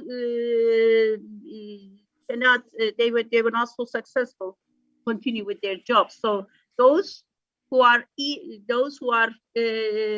high up in the SES, still about 45% have experienced losses in income. Then, on the whole, we can say that 65% experience job losses without, and this is without any support. Although they have declared that they have job losses or income losses, unlike the case in Russia, they have no support of any kind from the government. Only now we are at the fourth peak and we are living the same situation. They are given is that only a minimum support, about 10,000 Turkish liras, which is about $100 a month, was given to the registered poor households for 3 months last year, between April to June. And from then onwards, nobody received anything. The municipalities, especially, maybe you know about these 3 large municipalities, Istanbul, Ankara, and Izmir, metropolitan municipalities, who are not from the government side, they immediately started a social protection or social assistance scheme, but that was immediately banned by the government because of illegal acts. They don't have the permission and they don't have the right to give social assistance. Only the state can give assistance. So municipalities' efforts of giving assistance to those people who are in need was banned, was prevented. Therefore, the state, the government can only give these 3 to the registered poor households already registered who are taking poor assistance anyhow. So, but then of course, this is not the whole of the story. As I said, that there's a huge group of people who have lost their jobs and without any, and they didn't get any support. Therefore, so municipalities try to give a support from a different perspective. For example, the electricity bills, water bills, gas bills, they are continuing. So the municipality said that, okay, we will help with the payment, or if we cannot give assistance, then we will help with the payment of those bills. So that was also a big issue, a big discussion, but about this, nothing can be done. So the municipalities were very successful in bringing this payment of the bills. It's not the municipality, but they opened a website and they advertised the bills which cannot be paid. So if you are a good willing person, you can go on pay some of those bills according to your budget. So it's the persons who want to help paying other person's bills. So that was coordinated by the municipalities, and it was very effective actually. Especially, I mean, during the pandemic, if you don't have any income, but the bills are continuing, obviously, especially when you are staying at home, they are increasing. Then again, about the Turkish economy, the informality goes with the small trade, small employers. That is the basis of the economy, other than big business. And they are mostly hit because in all kinds of lockdown, and now we are also living through, as I said, the 4th case. No support is given to the artisans, to the small traders, small employers, small and medium-sized business actually couldn't get any support. Only some easiness they get in the credits. Some credit they were not given credits, but some kind of ease in the payment of the credits were recognized. But also it came to an end in the second peak. We are in the fourth peak, and now the last date of the payments of the credits have arrived, and they cannot pay any of those credits, even if they buy it. So the small trades are in a worse situation at the moment, which is the basis of the economy, actually. And that also negatively affects the employees who are the informal sector employees. So there's a whole mess in the economy. I can go on more, but this is maybe I can give the picture to some extent. So in the economy, there is a huge mess going on. The factories, big business, to some extent, is going on, but this is not this is not the problem in Turkey. The informal sector, small trade, small employers is the basis of economy. That is how people this keeps the people going. And now they are almost finished. Now, in terms of the second issue, the family and gender issue, now by this question, the principle of staying at home slogan, women are the worst hit besides anybody. But of course, I heard about Fernando, about education, children or the youth staying at home and they are distant from the education. These are all problems, but women are the worst hit by this thing because of the home burden, the increased home burden. The children are at home, care work. Well, the nursing homes are closed. Because the nursing home people, the caretakers cannot come to the nursing home. Then the elderly were sacked out, thrown out of the nursing homes. So they have nobody to take care of. They went back to their families. So the care work doubled. Besides, there are children at home, the elderly to take care of. So the women and the care with the burden of the domestic work and care work, the work is doubled or even tripled. So back to the traditional gender roles, the women have to do everything at home. Their basic duty is at home. These kinds of statements are all over the place. The implication is that, which the women's organizations are fighting very fiercely against it, that whatever we have gained until now in terms of gender equality, we are at the brink of losing all these rights. I mean, maybe you heard about the famous Istanbul Agreement about gender equality, and now the government decided to back off from the Istanbul Agreement. That is the result of this atmosphere about the women's roles and the women should stay at home kind of thing. So this is the worst situation that women have been losing thanks to the pandemic. Women are losing their rights, which they have gained by many struggles. And after the pandemic, there is no going back, unfortunately. There won't be any going back. That's the worst situation. We have also the data about increasing news about the domestic violence since people are staying at home. There are very many conflicts between partners as well as between generations.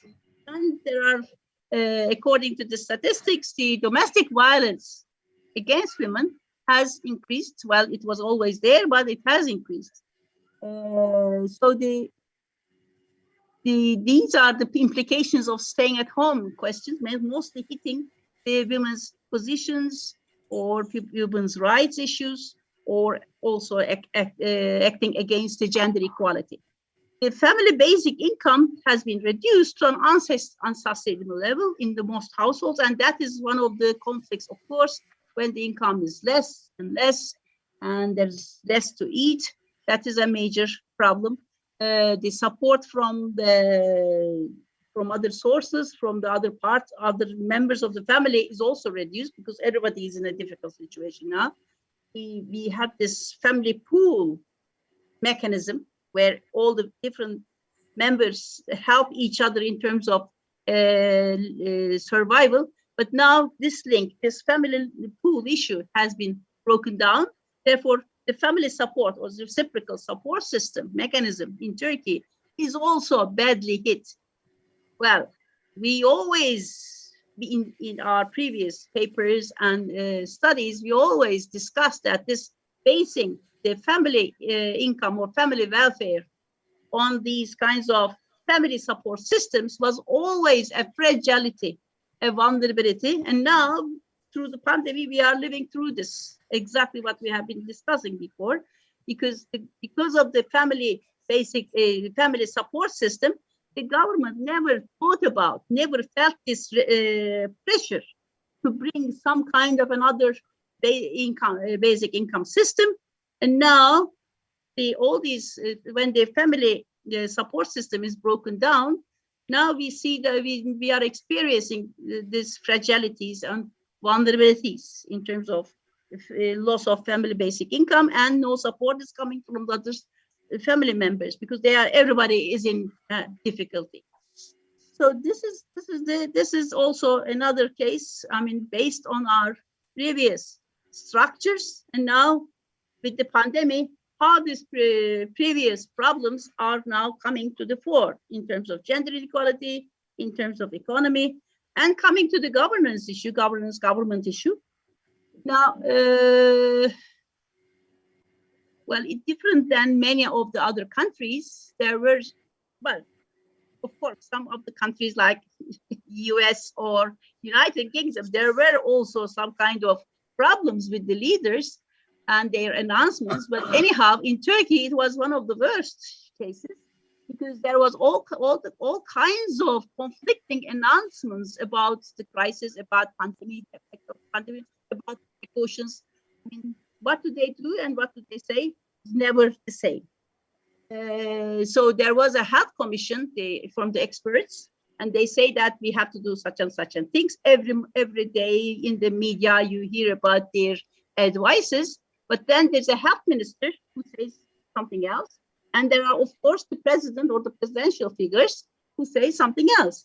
So the trust is lost among the majority of the people. There's no trust to the governance, or the management of crisis cannot be handled very, very effectively.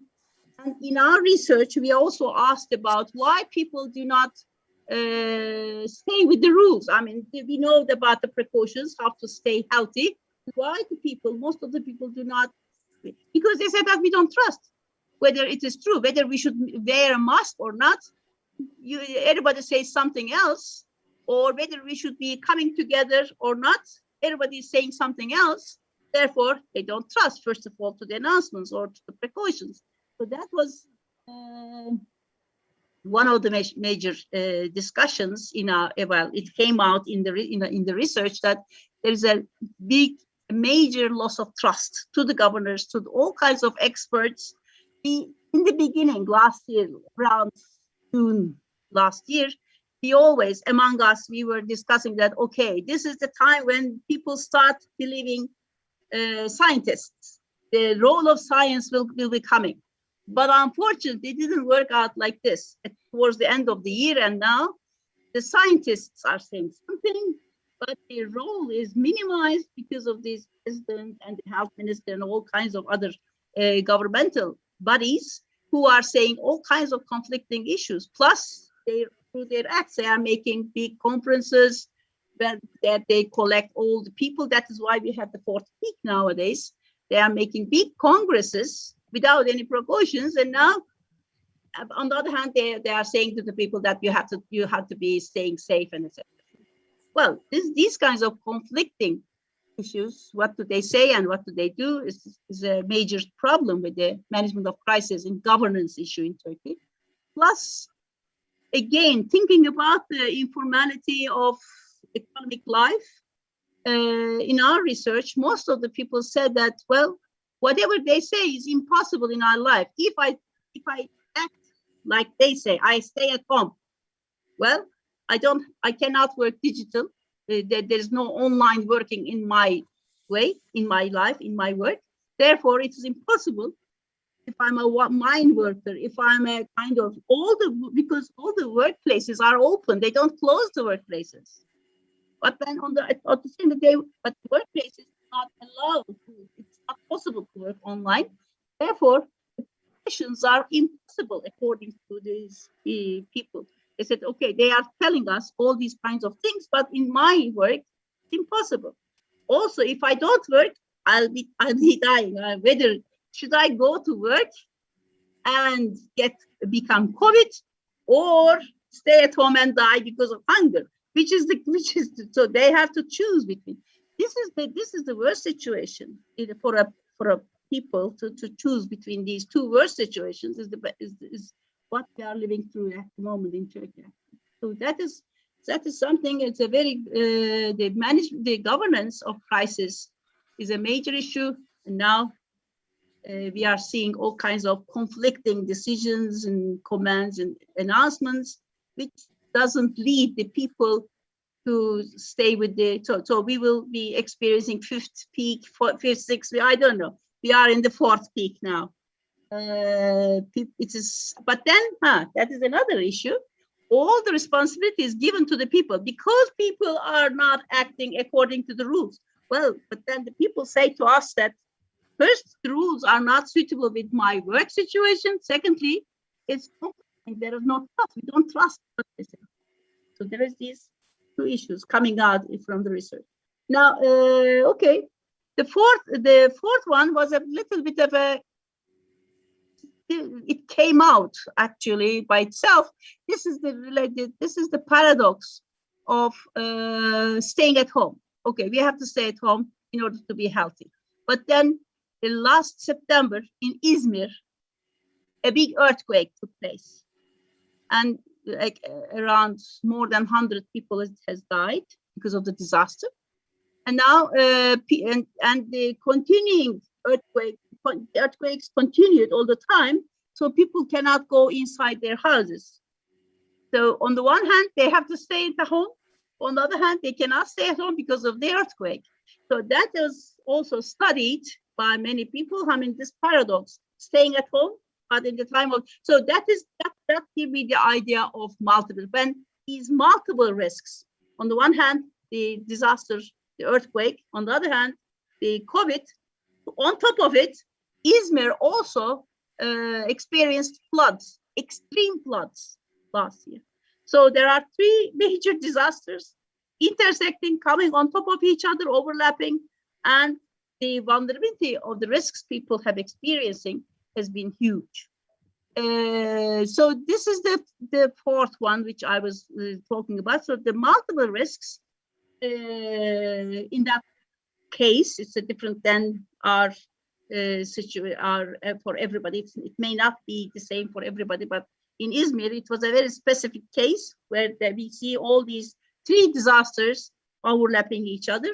So my final statement will be, well, although in this we are attributing risks to all kinds of the dynamics of modernity, reflexive modernity, but actually, what I will talk about when I think about the before and after the pandemic, what I see that whatever we experience in terms of informality, in forms of uncertainties, in forms of bad management, bad economy, pandemic became out much more deeper, much more visible. For example, gender equality, we have it, but now with the pandemic, it became much more visible, much more strict and severe. So it became much more deeper. So pandemic, the effect of pandemic in Turkey made all these previous uncertainties, risks, or mismanagements much more effective. That is what I mean by multiple risks beyond pandemic. Pandemic, it's not related to pandemic, but it is what we have been already experiencing before the pandemic. Now they are much more deepened with the pandemic. So thank you very much for listening. Thank you, Sibel. If somebody has a comment, very short, because we are a little out of our times, planned times, even for the registration. Very, very full report. Ok, allora, we can start with the last report by Professor Guy Standing, Battling 8 Giants, Basic Income in a time of Pandemics.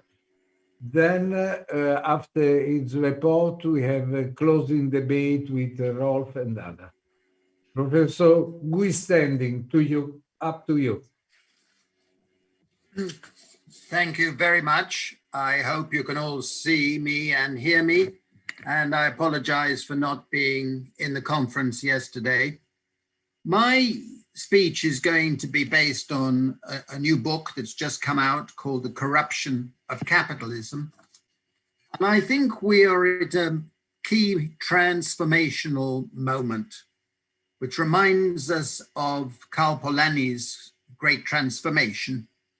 You will recall that the thesis of Polanyi was that in the 19th century and early part of the 20th century, international capitalism was dominated by finance, financial capital, and a period of growing inequality and growing insecurity resulted in what he said was a threat of the annihilation of civilization.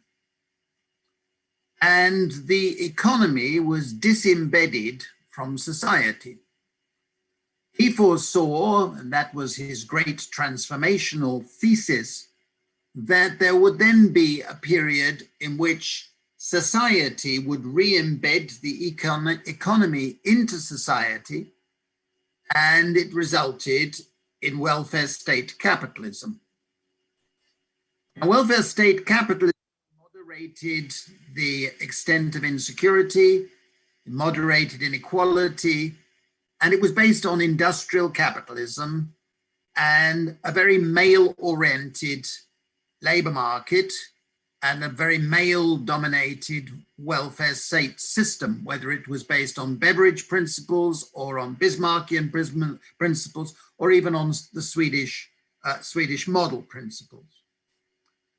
That system essentially broke down in the 1970s.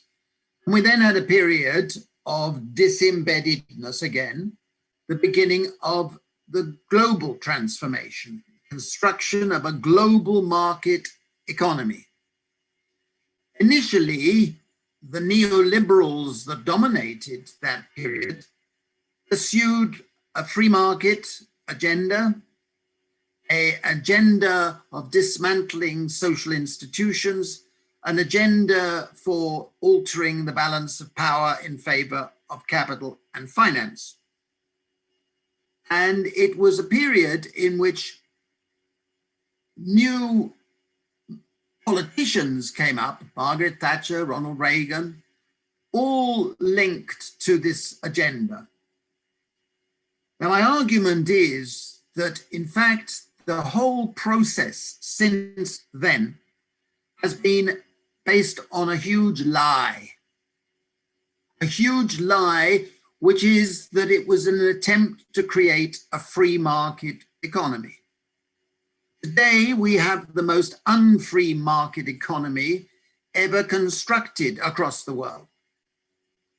And it's that thesis that I'm proposing in my book, because we have gone into a period best described as rentier capitalism. John Maynard Keynes, the most famous economist of the 20th century, predicted that there would be the euthanasia of the rentier before the end of the 20th century. He neglected to realize the power of capital, the power of elites to capture the state.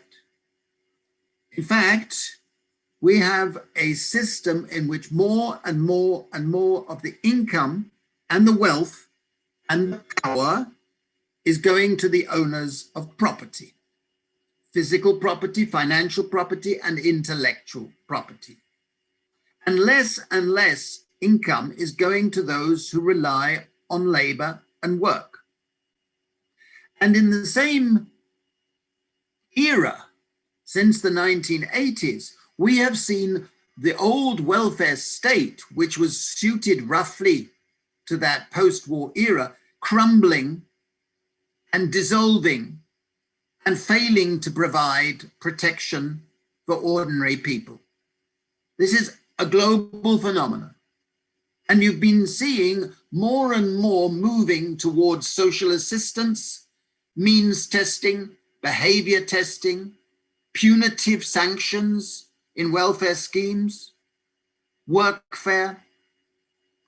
And the nature of the state has changed, being far more concerned with serving the interests of the plutocracy and the elites and the salariat, the middle income, upper income groups, and less concerned with the growing precariat, on which I've written a number of books. Now, the key point is that it has created a global economic system that is incredibly fragile.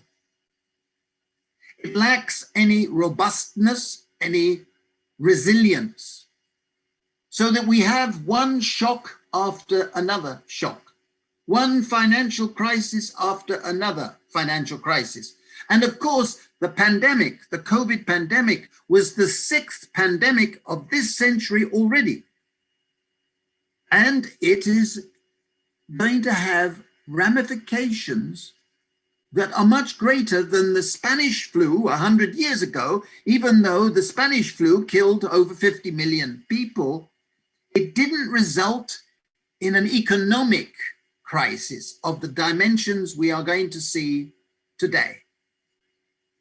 And that is the background, context of what I want to propose, because today, what we are seeing is that the insecurity of the world is fundamentally about uncertainty. And uncertainty is about unknown unknowns. In my book, I talk about black swans. Black swans are very rare, and according to the imagery, they have bad effects, but they're rare. They're unpredictable.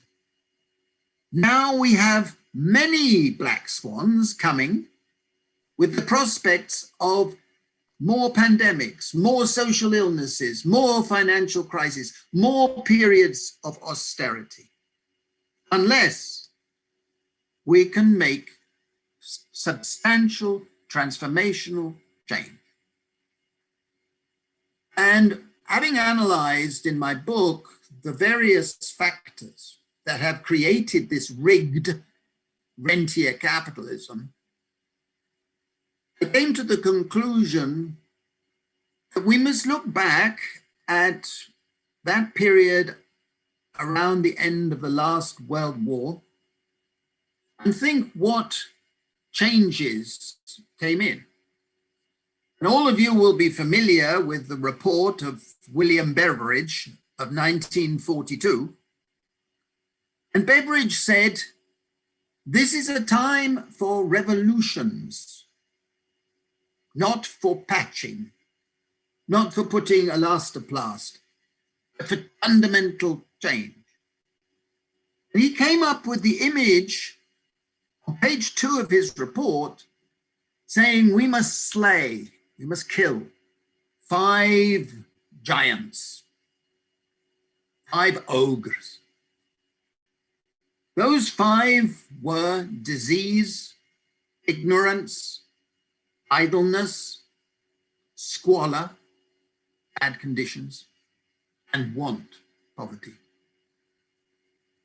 The welfare states did a reasonable job in lessening the strength of those giants. But as you all know, we still have to face them. But today, rentier capitalism has generated 8 modern giants. And we will not get a good society in the 21st century unless we seriously weaken all 8 of those giants. Before I discuss them, let me say that I have been an advocate of basic income as a right for everybody, paid equally, paid to men and women individually equally, as a modest amount to give them basic security without conditions, without means testing, without telling you what you must do or not do. I've been advocating that for 30 years. And I believe that this is an essential component of any new progressive policy today. And it has gone from being ethically desirable as a matter of justice, as a matter of security, as a matter of freedom, to being both ethical and an economic imperative. Because we will not slay or weaken those 8 giants unless we move to a system where everybody has a basic income in which to survive in extremis. Okay, what are the 8? The first 8 is inequality, which is stronger today and greater today than it has ever been in our history. But it isn't earned income inequality that really matters. It's wealth inequality. The fact is that the ratio of wealth to income has increased dramatically. Much of it is financial wealth. Financial wealth in our countries are now several 100% of total national income. In my own country of Great Britain, it's over 1,000%. Finance, the assets of financiers, is over 1,000% of national income. It's 900% in Switzerland, it's 670% in France, and so on. It's right across the spectrum. It is not just financial wealth, it's physical wealth, properties, land owning, which have risen enormously relative to national income. And if all the wealth squirreled away in tax havens was taken into account, the Gini coefficient would be even greater than it is. But wealth inequality breeds morbidity. It creates conditions in which illness is spread, where people don't have resilience.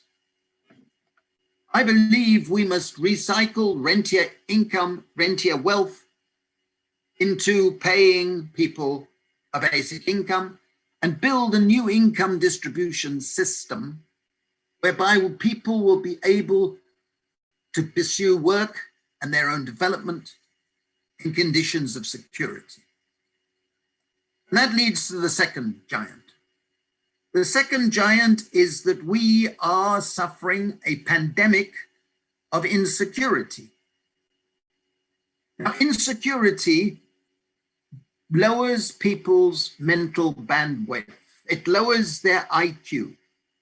It lowers their capacity to be rational.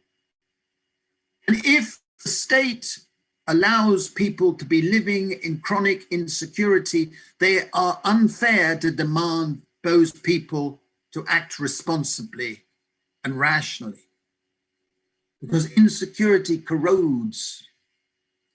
We need to face insecurity. We need to provide people with ex-ante protection, not ex-post, as in the welfare state systems that were created after the Second World War. Now, insecurity goes with the third giant. The third giant is unprecedentedly high debt. Financial capital wants us all to be in debt. That's where they make their money. It's not an accidental feature of our system. It is the system. And indebtedness corrodes the capacity to be healthy, corrodes the capacity to be rational. And in a pandemic or in a crisis, millions of people are living on the edge of unsustainable debt. At the beginning of the pandemic last year, household debt was nearly 200, because that leads to tax relief, and have distributed their profits to their shareholders, making far more than they used to do. Debt is a giant. We need to get control of our debt. And that leads to the fourth giant. Again, it was a strong giant before the pandemic hit. It's stress. Millions and millions of people report that they are living in permanent stress. And that stress produces cancers, it produces ulcers, it produces ill health of various types. It produces social attitudes that are negative and self-defeating. It produces suicides. We know that. But if you have insecurity as a system, and you have rentier capitalism taking for the plutocracy most of the income, of course people are living in stress. And there is no policy in society today that is acting to reduce stress. That leads to the fifth giant. The fifth giant is precarity. Some of you may know I've written about the precariat, and my book called The Precariat has been translated into 25 languages. And every single day I receive emails and messages from people who say, I am in the precariat. And then they tell me their stories sometimes. And I want to emphasize the next point very, very strongly. Precarity is not about unstable jobs. It's not about having casual labor. It's not that, although that is part of it. It's about the fact that if you're in the precariat, you don't have rights. You're losing civil rights, you're losing cultural rights, you're losing social rights, you're losing economic rights, you're losing political rights in the state. And you feel like a supplicant. The original Latin meaning of precarity and precariousness was to obtain by prayer. You have to ask for favors. You have to ask bureaucrats to make discretionary judgments. You have to ask employers or people to give you a favor. Could you lend me something? Could you do? Could you help me? This is an undignified way of creating society, when millions of people feel like supplicants. And that makes them angry. Angry towards themselves because they feel like failures, and angry towards others because they demean them. And we should all be angry on their behalf. And the sixth giant are those robots, artificial intelligence, AI, automation. A lot of people say they're going to destroy all our jobs and work and make us redundant. I don't believe that. I do believe that they are increasing inequality, they're increasing the size of the precariat, and they're increasing insecurities. They're out of control. We need to face that fact and confront the owners of AI and the technology and say the rental incomes you are receiving from ownership should be shared across society. We need to control the technology. That leads to the seventh giant. That is the threat of extinction. Today, we all know that global warming, pollution, disappearing species, disappearing ways of living are the biggest existential threat to all of us. And I believe the threat of extinction will be the decisive fact that will push more people to support basic income. Because we need carbon taxes, we need eco-taxes, we need taxes on those people who take from the commons, our commons. We need to build commons capital funds in order to be able to recycle the revenue gained from eco-taxes and wealth taxes. We need that because otherwise we can't have carbon taxes, because carbon taxes by themselves would increase inequality. They will only be politically acceptable and economically acceptable and socially acceptable if the revenue is recycled in common dividends. But also, if we had a basic income, people could slow down. We could have degrowth. We could have a better way of living. We could value care work, which at the moment is not valued at all by the economic statistics we have. It's ignored. We know it's the essential work. We know it's mostly done by women, but it's invisible in our statistics. It's taken no account of by trade unions. The trouble is we need to value work, we need to value community work, we need to value ecological work, and encourage us to be able to do those things. Only if we move towards having a basic income will people be able to do more of that and be able to accept that my neighbor, who is a very poor person, can't pay me a lot to do a job that he wants me to do.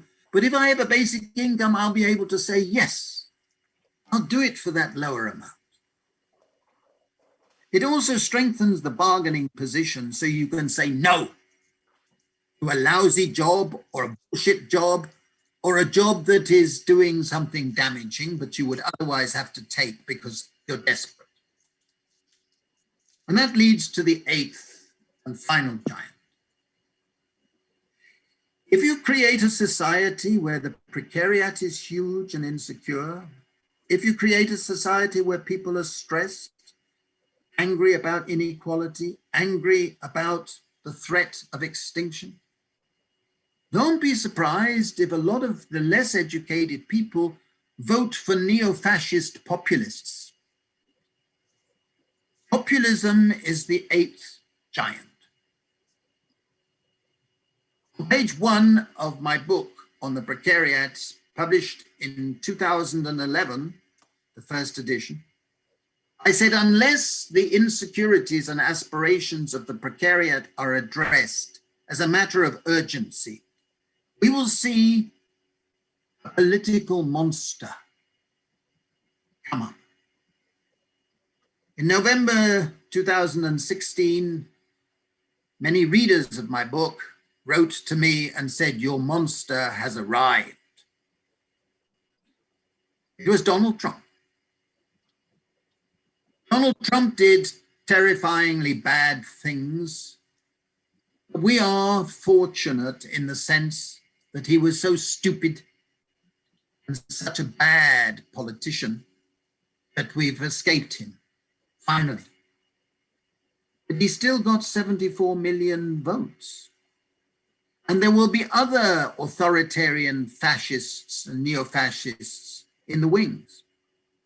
We've just heard about Turkey. We just know about Orban. We know about Salvini. I'm seeing tendencies in Boris Johnson of the similar type of character and behavior. The corruption, the use of power, the use of social media, manipulating, and people who are fearful will go for that. We need an agenda, a transformational agenda that defeats populism. And that means producing a new progressive era with progressive ideas for the future. Basic income won't solve all those problems, but it's an essential component of a new progressive agenda for the next few years. And that's why I hope that you will contemplate this and join bien the international network arguing for basic income everywhere. I'm pleased to say that we have now 43 cities in the United States that's piloting basic income. 32 councils in Britain have voted in favor of doing local pilots. South Korea has the one province which is doing it. And altogether, we've done pilots in India and Africa with thousands of people. And every experiment, even though the designs have been bad or different, whatever, the durations, have shown better health as a result, better nutrition, more work, not less, more productive work, emancipation for women and people with disabilities, and a sense of hope that comes into people's lives when they have basic security. I hope this will come soon. Thank you very much for listening.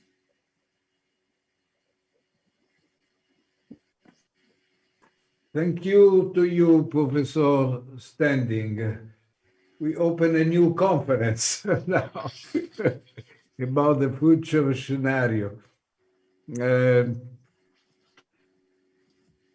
My very short comment, because we have to finish 1:30. It's this: we are living in a period of incertitude between two polars.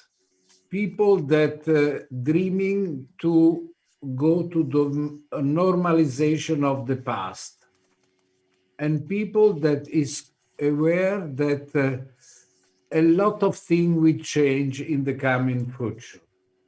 Our new premier in Italy say, you cannot imagine that we switch on the light again and the start a life continue like in the past. So we are dreaming and to make any efforts to build a better future and putting together science and policy in a cooperative way. This is my very short comment. Other comment, Leonard. Yes, thank you. Thank you very much for your presentation. I think you're spot on with the problems, and I have three questions.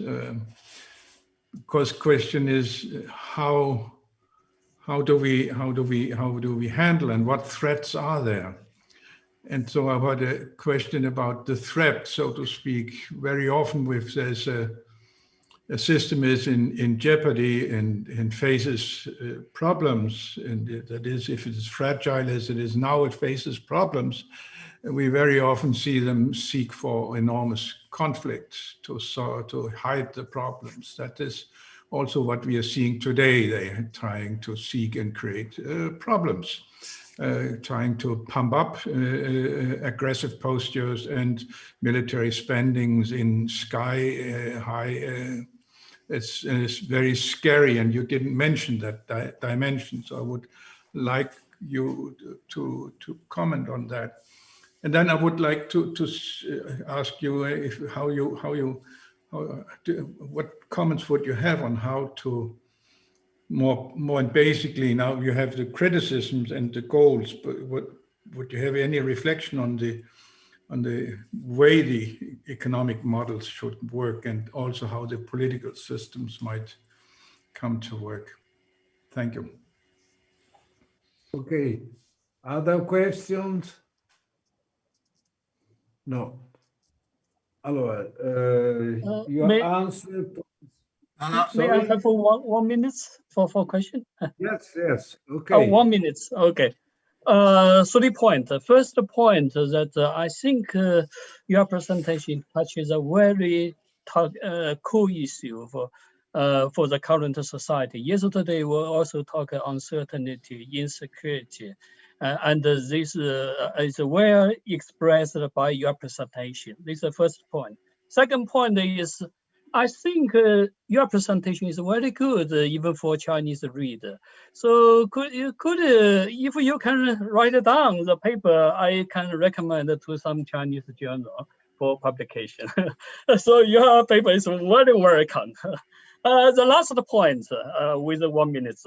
The last point is you point out some points, 8 points of the key issue in the current society.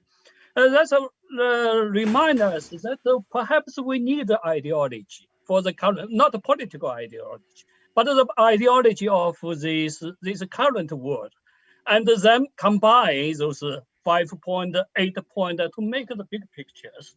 As you mentioned in the Beveridge plan, that is the guiding for the post-war period for the half century.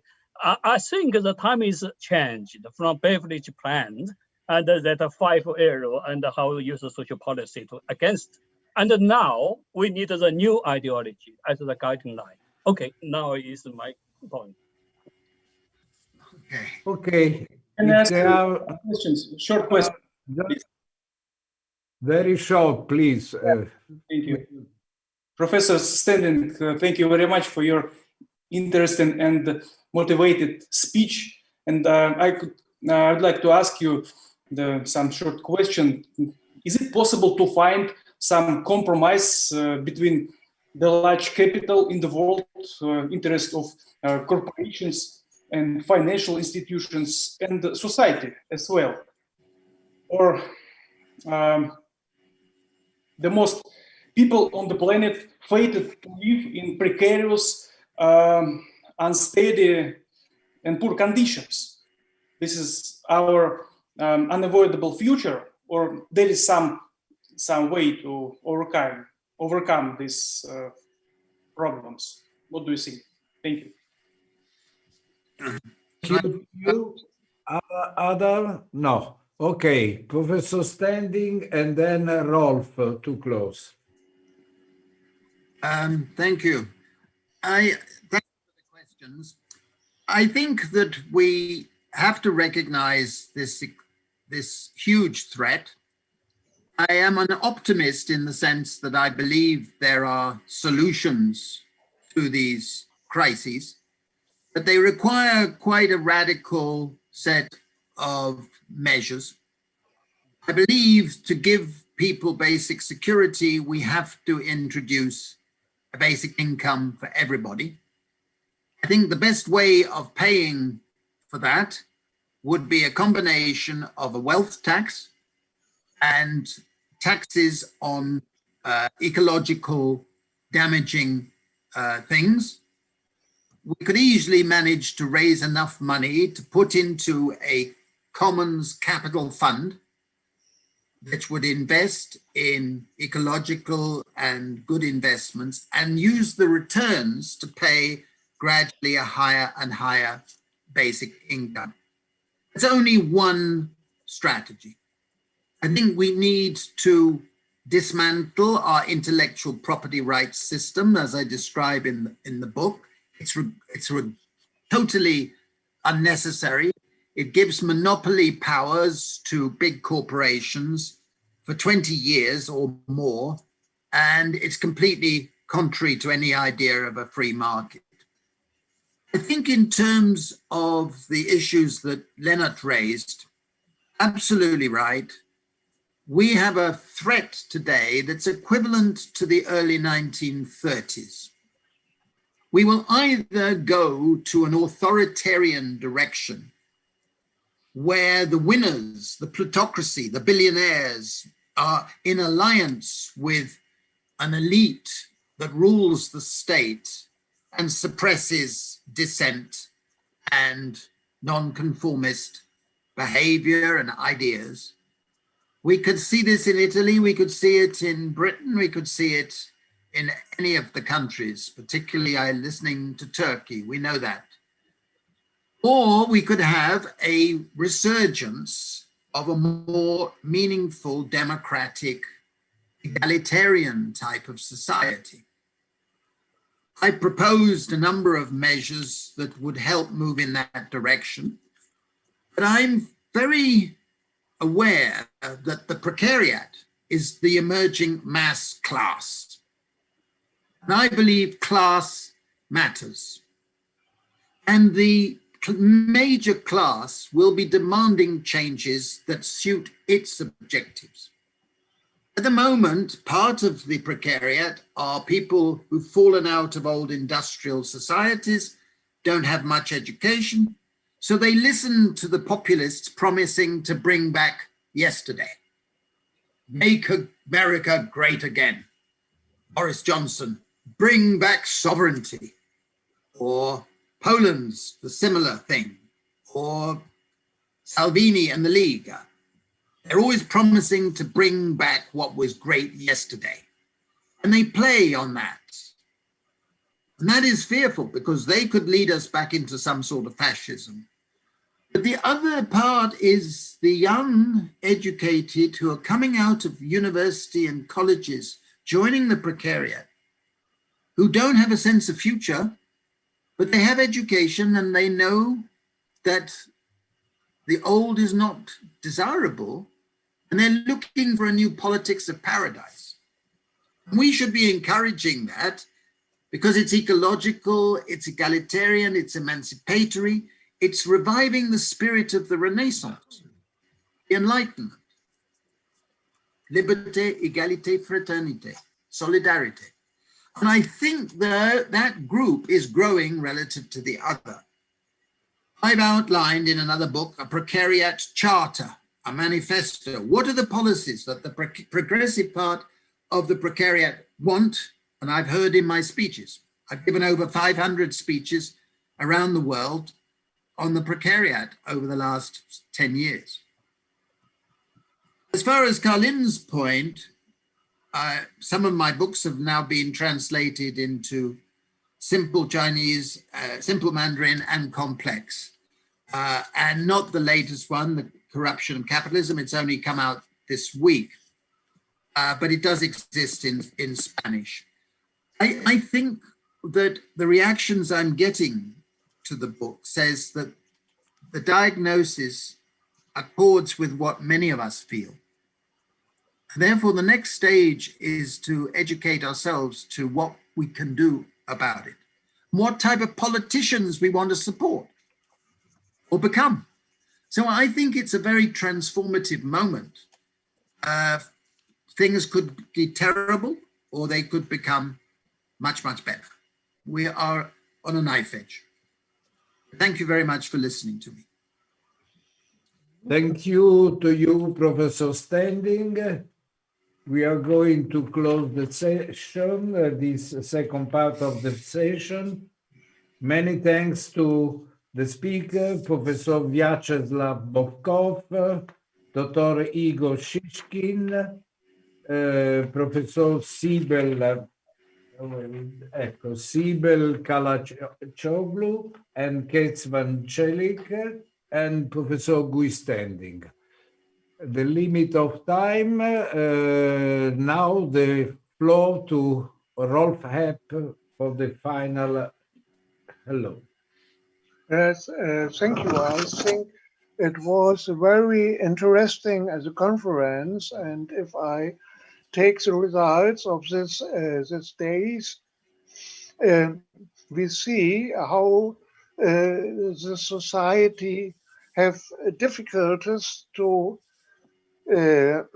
find their own way, and everything is crumbled down. The art, the knowledge, the families, the education, everywhere we see everything is going as wrong under the conditions of under the conditions of the COVID-19 problems. I'm sorry, one moment, please.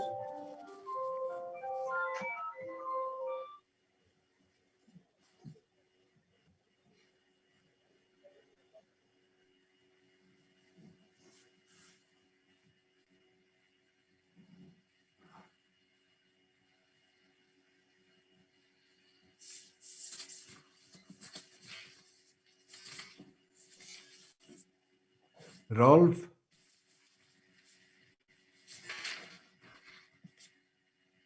You disappeared, Rolf.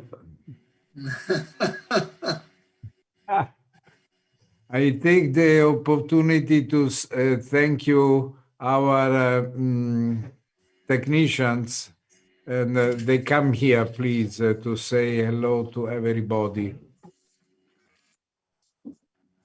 With their help, sorry, dai. Ok, ci siamo. Dai, ecco. These are Alessandro and Alberto that with their support was to have this connections. Thank you. Okay.